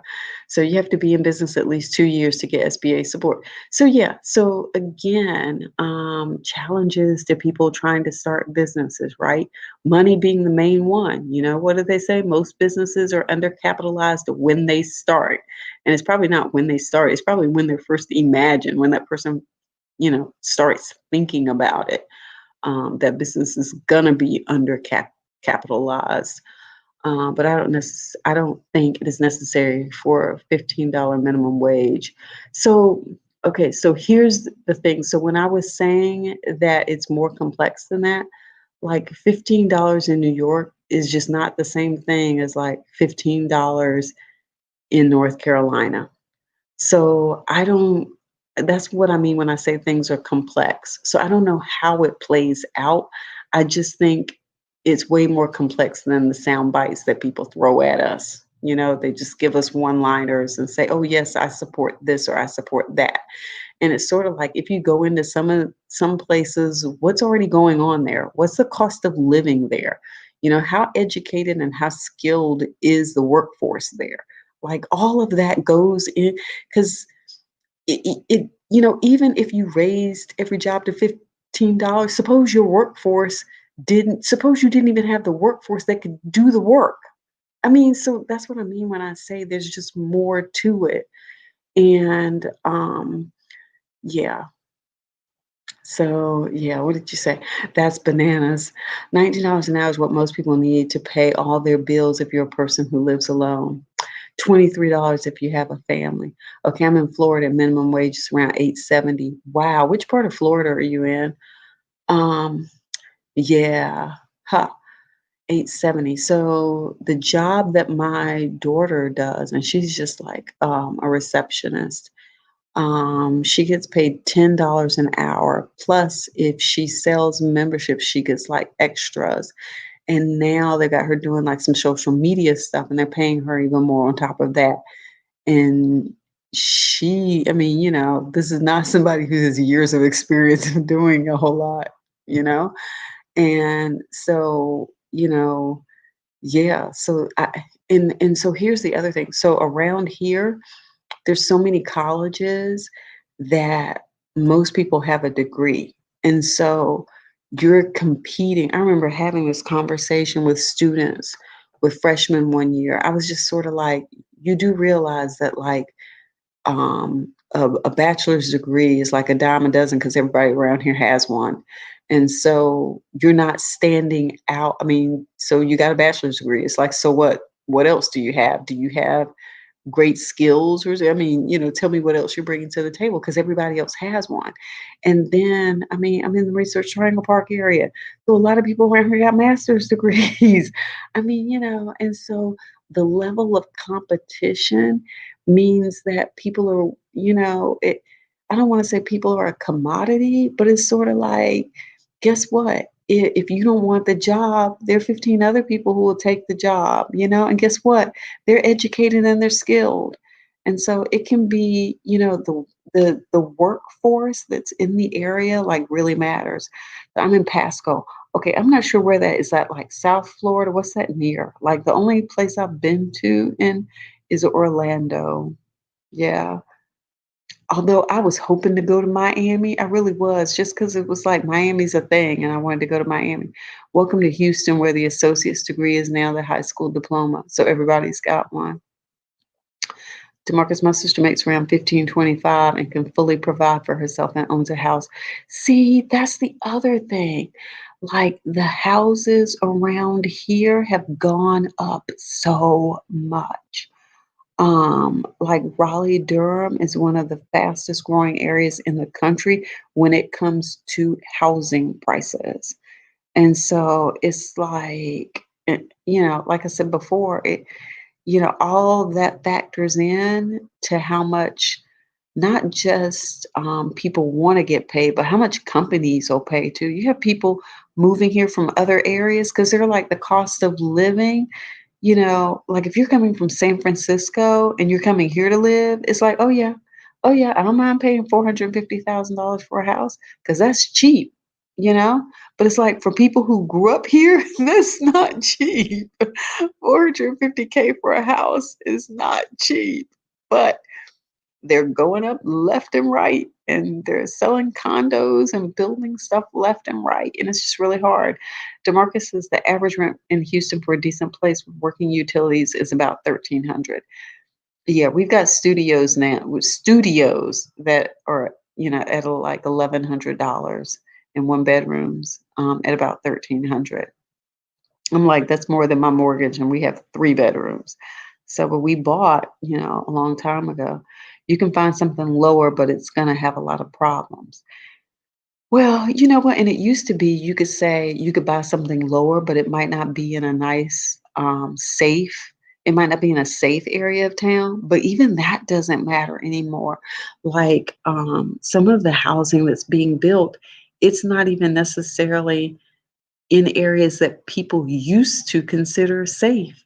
So, I mean, my daughter and I, we toured one house, I guess about a year and a half ago. It's actually on my YouTube channel, and it was $700,000. And you should have seen the properties around it. And I mentioned it to somebody else, and they were like, Sheila, that section of town. And I was like, yes, I know.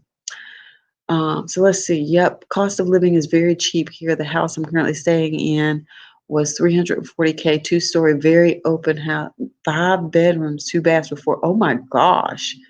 I can't even imagine what that would have been here. 5 bedrooms. Wow. Yeah. Okay. Yeah. That would have been quite a bit here. Yeah.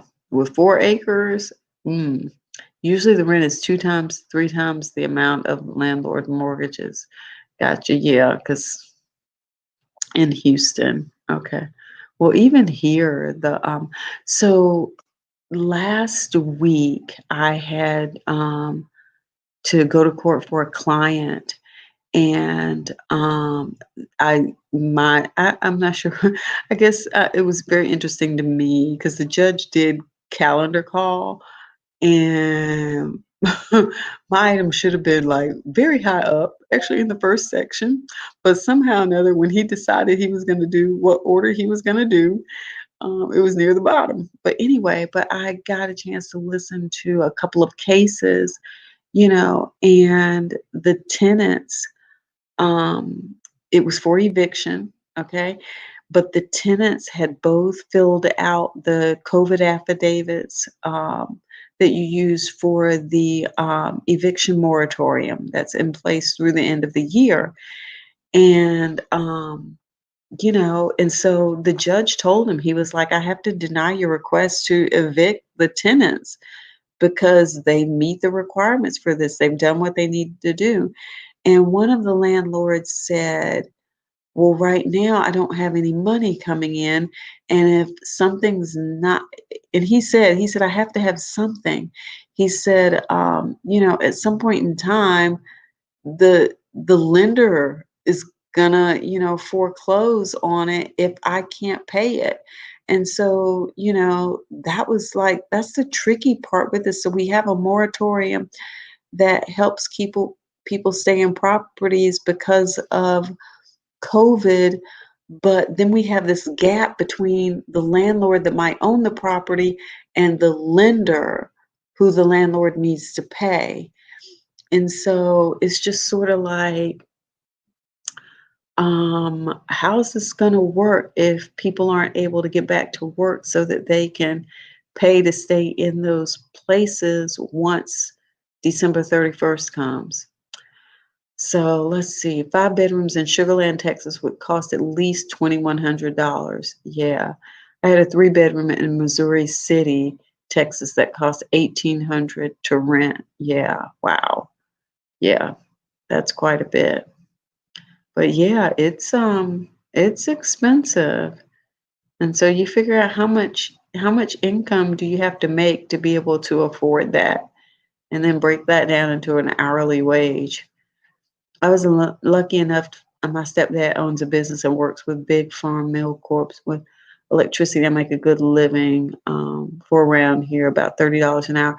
There was a guy who had a business in one of the he was in this town. The town had about 1,200 people. Literally, the town had about 1,200 people, and he had started a business there. And he was like, this town was actually one of the poorest in that county, and he had started a business, and the average pay was around $50,000. This was like a couple of years ago.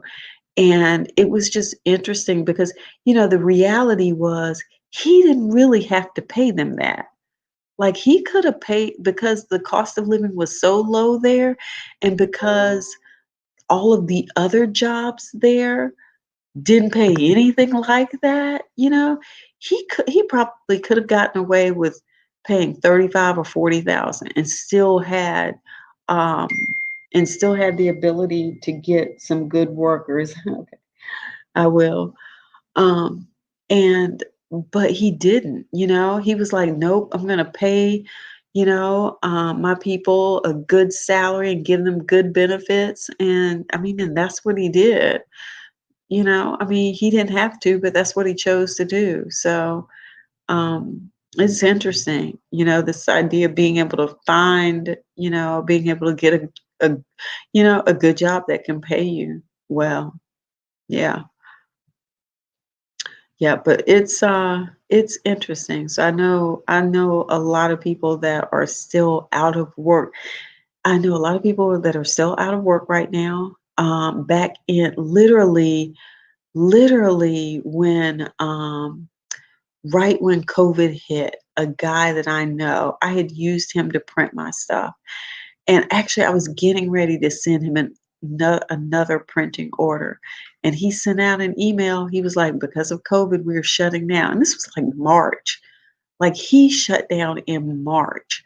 I was just like, okay, this is serious, because I was like, we hadn't even gotten to the point where businesses were like really shut down. Like, this was at the beginning of March, and it caught me really off guard. I was like, oh my gosh, so he's shutting down already. And then, it wasn't too much longer after that when, we started having real shutdowns. And I know so many people. The guy that owns the gym where I work out, like, literally, he was just like, Sheila, I actually went with him when he appeared before the state legislature to try to get them to let them open the gyms back up, because they had put together a plan on how to do it. It's like, here's how we want to open back up in a safe way. And it passed the committee, but it didn't it didn't get full support in the state legislature because they were just like, no. But and I get it, but his business was suffering for a while. We had businesses like a major business, and I did not find out until recently that they had shut down. I was just, so I'm watching so many people, not like people I'm reading about, like people I personally know who are losing their businesses. And I mean, and they're just like, or work has been cut so much that they're just like, I've got to find another job. So it is just really hard for a lot of people. Okay, so Pure Badness said, who are we rooting for? So I voted for Biden. That's who I voted for. But yeah, so it's been like really tough to watch. Um, People I know die from getting COVID, and business owners I know lose their businesses.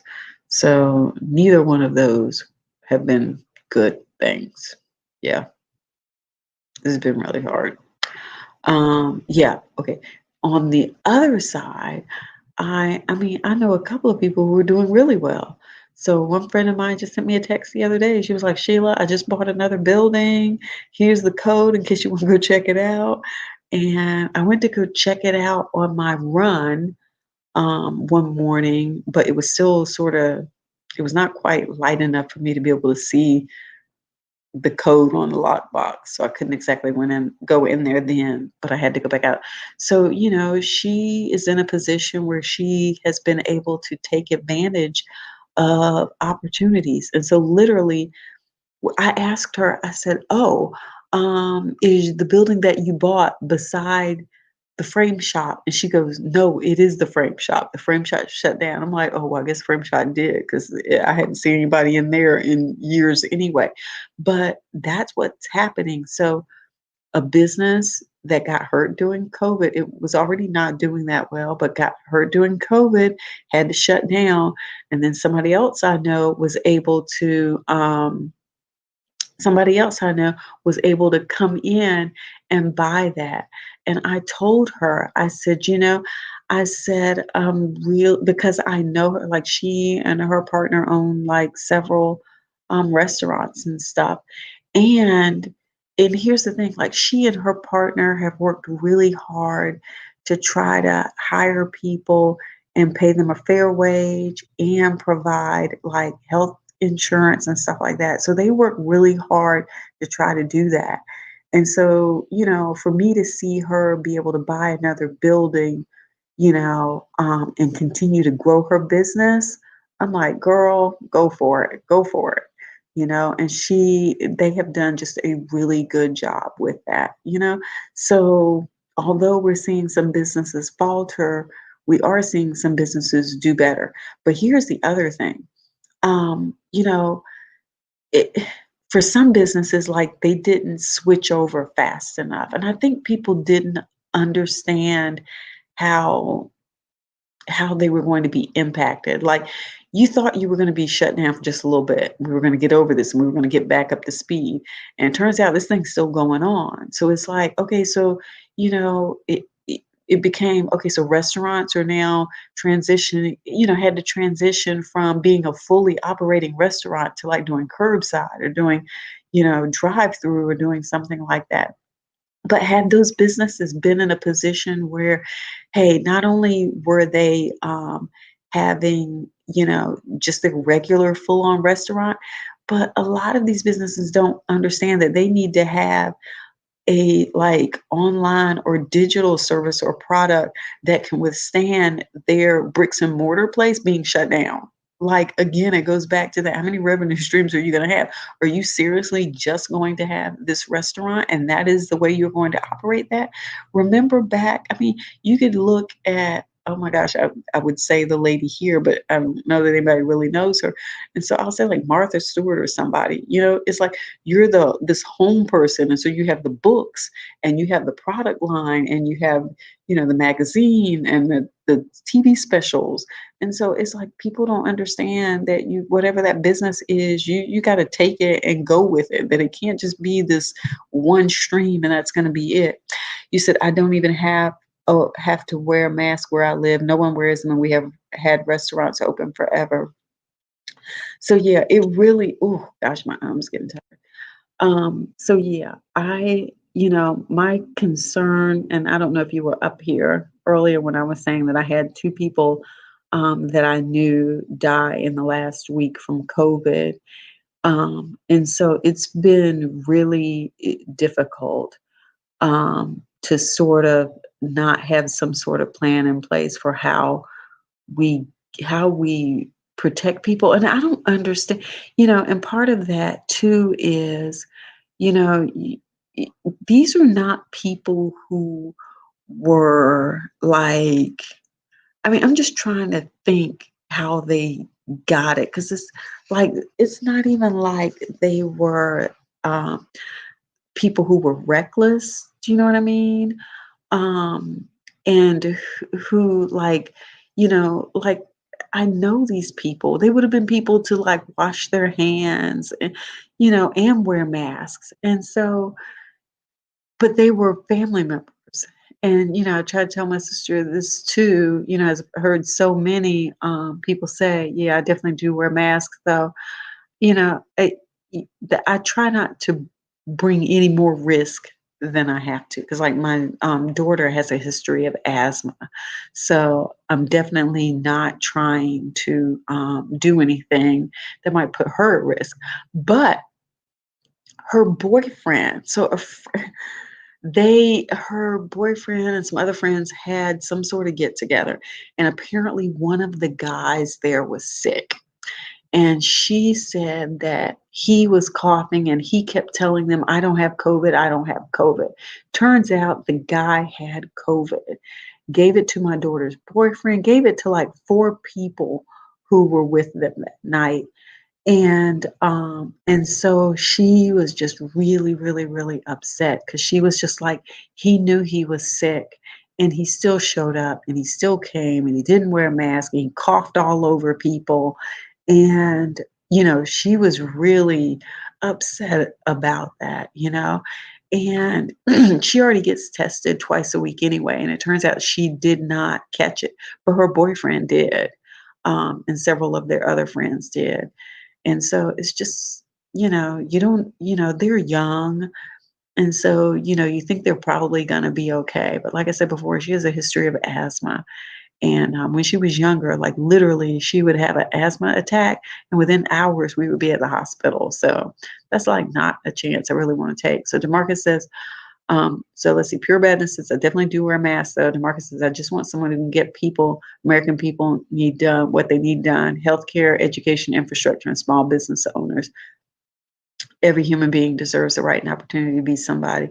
Demarcus, who did you side with, if you don't mind me asking? So yeah, it's the thing I think,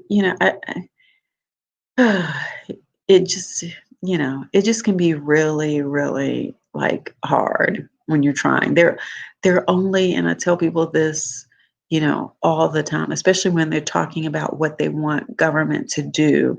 And I remember our city manager here just retired, I guess about a month or so ago. And he used to say this all the time. There are all of these things that we want to do, right? Like we want to be able to turn on our water and have clean water come out. When our house catches on fire, we want to be able to call 911 and have the fire department show up. When we drive down the street, we want the roads not to be all cracked up and torn up. When we go to the grocery store and get food, we want the food to like be food and not some sort of fake stuff or something crazy or have something in it that's not supposed to be in it. And so we want all these things.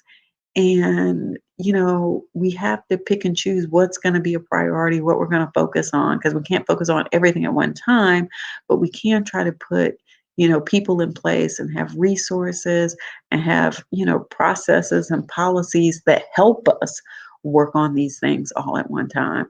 But yeah, there's only a certain amount of time, because I worked in government, and I'll tell you, there's only a certain amount of money, because when you ask government to do something, you're really asking the people to pay for something.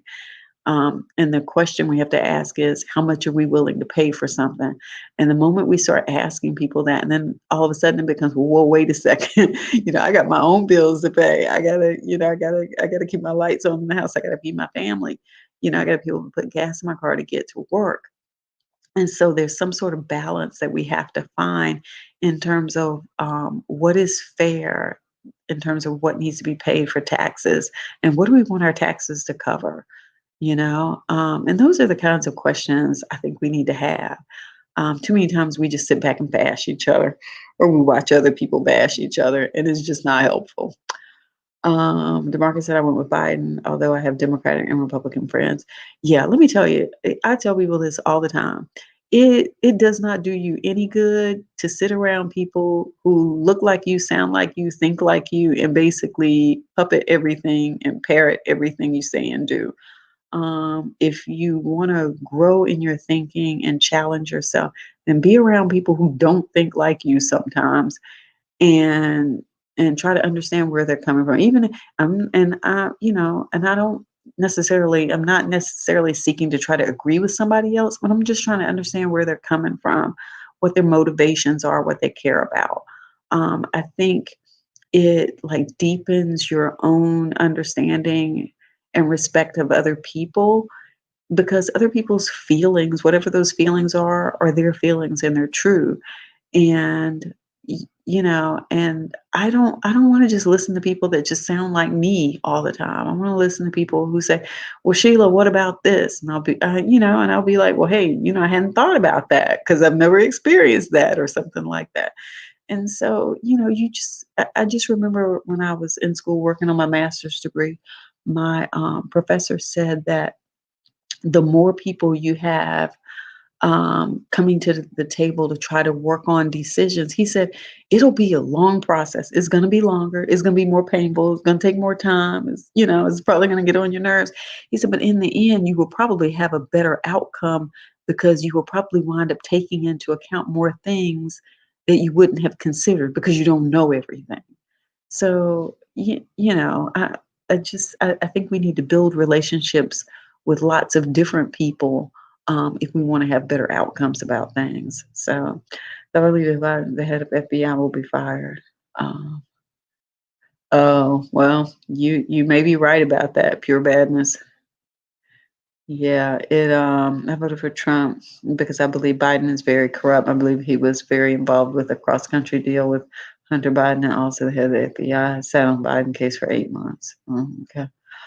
Um, so yeah, so let's see where we are with things.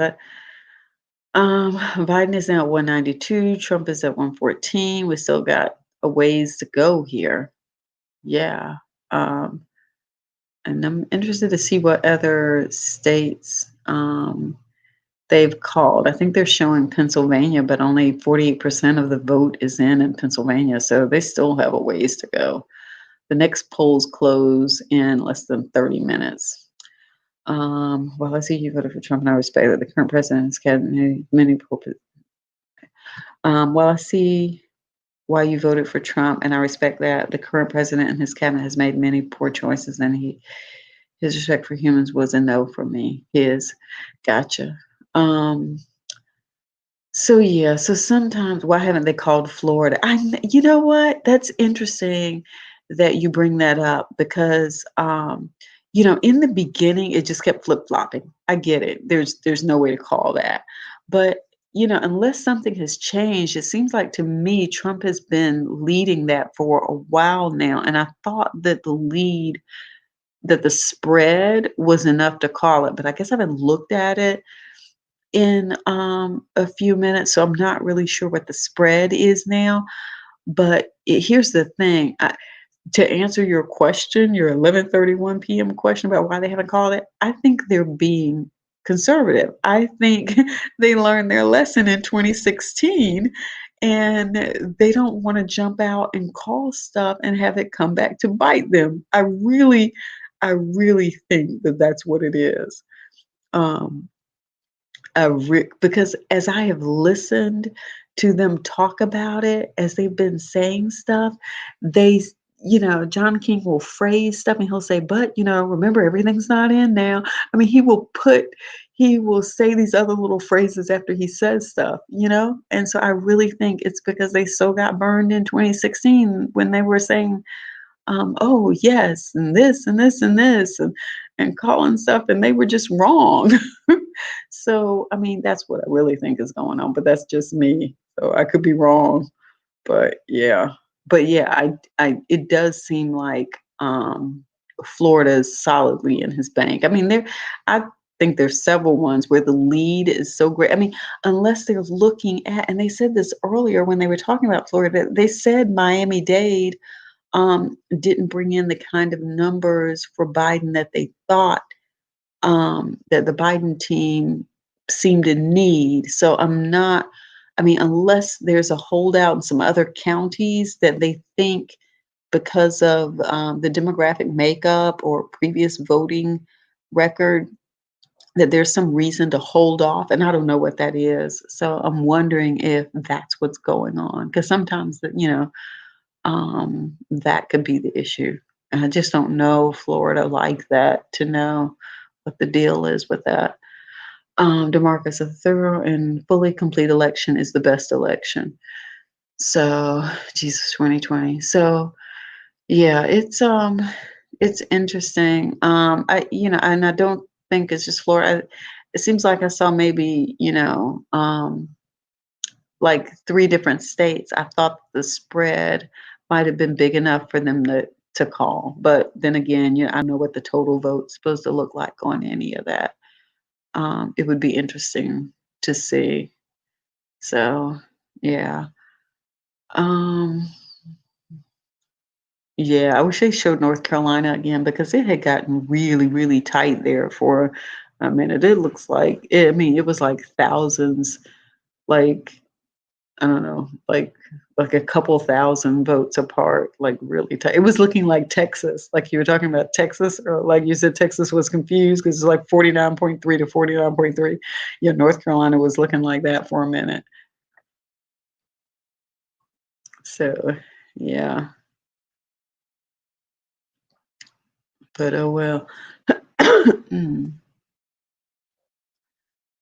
Huh. Oh well. Hmm. Let's see. Let's see if they picked up any. So they're still. Let's see if they're talking about this. Texas was very scary as well. Um, yeah, just saying if Trump loses Florida, he loses the election, but thank God he didn't. Woo, I was nervous. John King had said that earlier too. I think that was the only state I heard him say that about. The rest of them, he would say things like, well, if Trump loses this one, then it's going to be really tough for him. But I did hear him sort of say, if Trump loses Florida, then that's pretty much over. Yeah, he did. He did. That was one of those ones he didn't seem to waver on. The others, he didn't seem to want to make as firm of a statement. So it's interesting, like I said, to sort of pay attention to like how they're like stating things as they talk about it. Marcus said, "Yep, yeah, Texas is really tight."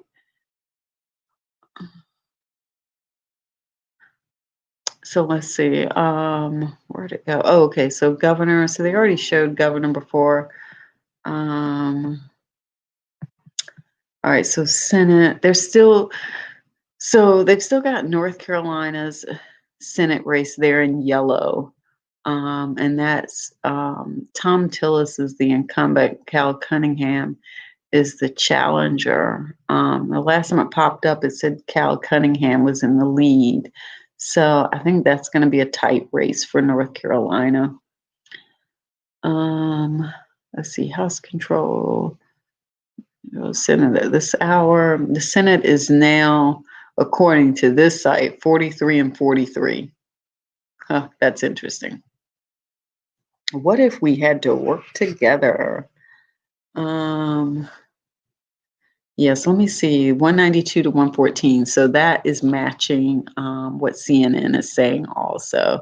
Yeah, I think everybody is being a little bit more conservative this time around. I don't, yeah, you know what? Let me not use that phrase. I think everybody is being a little bit more diligent in actually looking at the numbers and the research and the demographic, like putting everything together and not just stating what they want something to be. I think they're going with it a little bit, digging a little bit deeper this time, which, I think is worthwhile. Minnesota. So they're still calling all these to close the call. So Trump is ahead in Ohio by about 400,000 votes. So that has 18 elected electoral votes. North Carolina has 15. So Trump is ahead by about 75,000. Let's see. And that's with 95% of the vote in. Iowa, Trump is up by about 31,000 in Iowa. That's 6 electoral votes.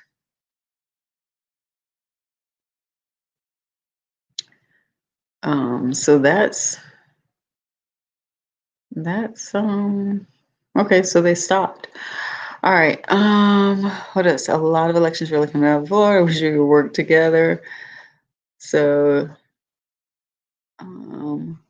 let's see, House projection. House. Oh, okay. So they're just saying the Democrats have control of the House, and then the Senate was still tied. A close election may come down to, okay, so I think they're still talking about these same 4 states: Arizona, Pennsylvania, Michigan, and Wisconsin.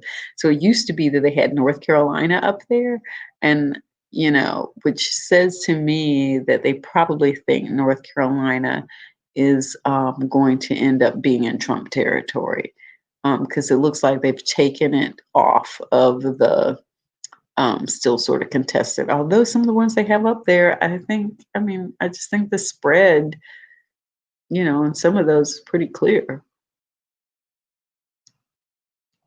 So yeah, so it looks like they've finally given them Florida, I guess. So they've got some of these other ones that they're still looking at here. Virginia. So I thought they had called Virginia. I thought they called Virginia red.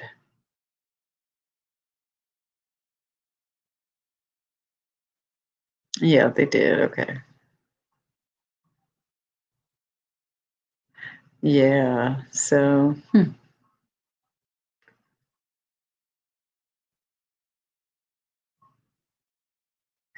So yeah, I think they're calling maybe the state red, and they've crossed out some of the blue areas. I'm not sure what's going on with that. Oh well.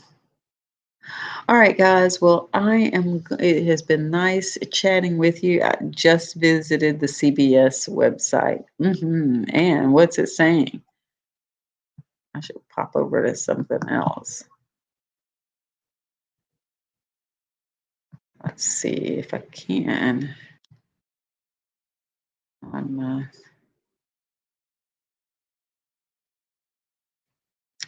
see if there's something else to pop over onto.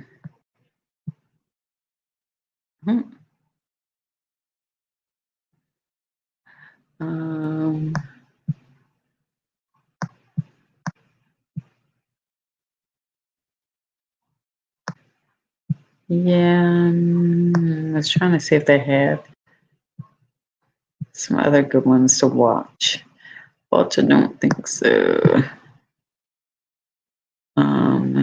Today has got live coverage.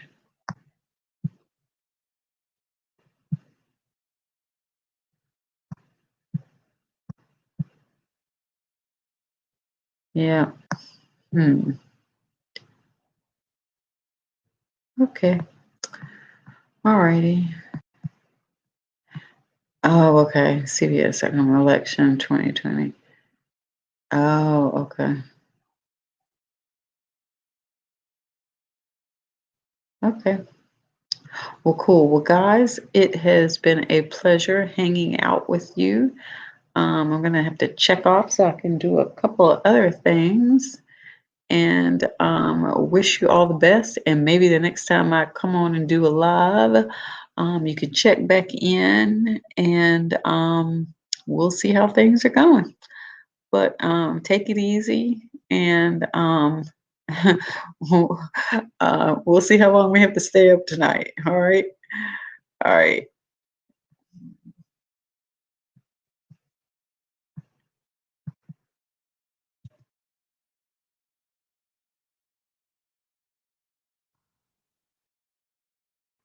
All right.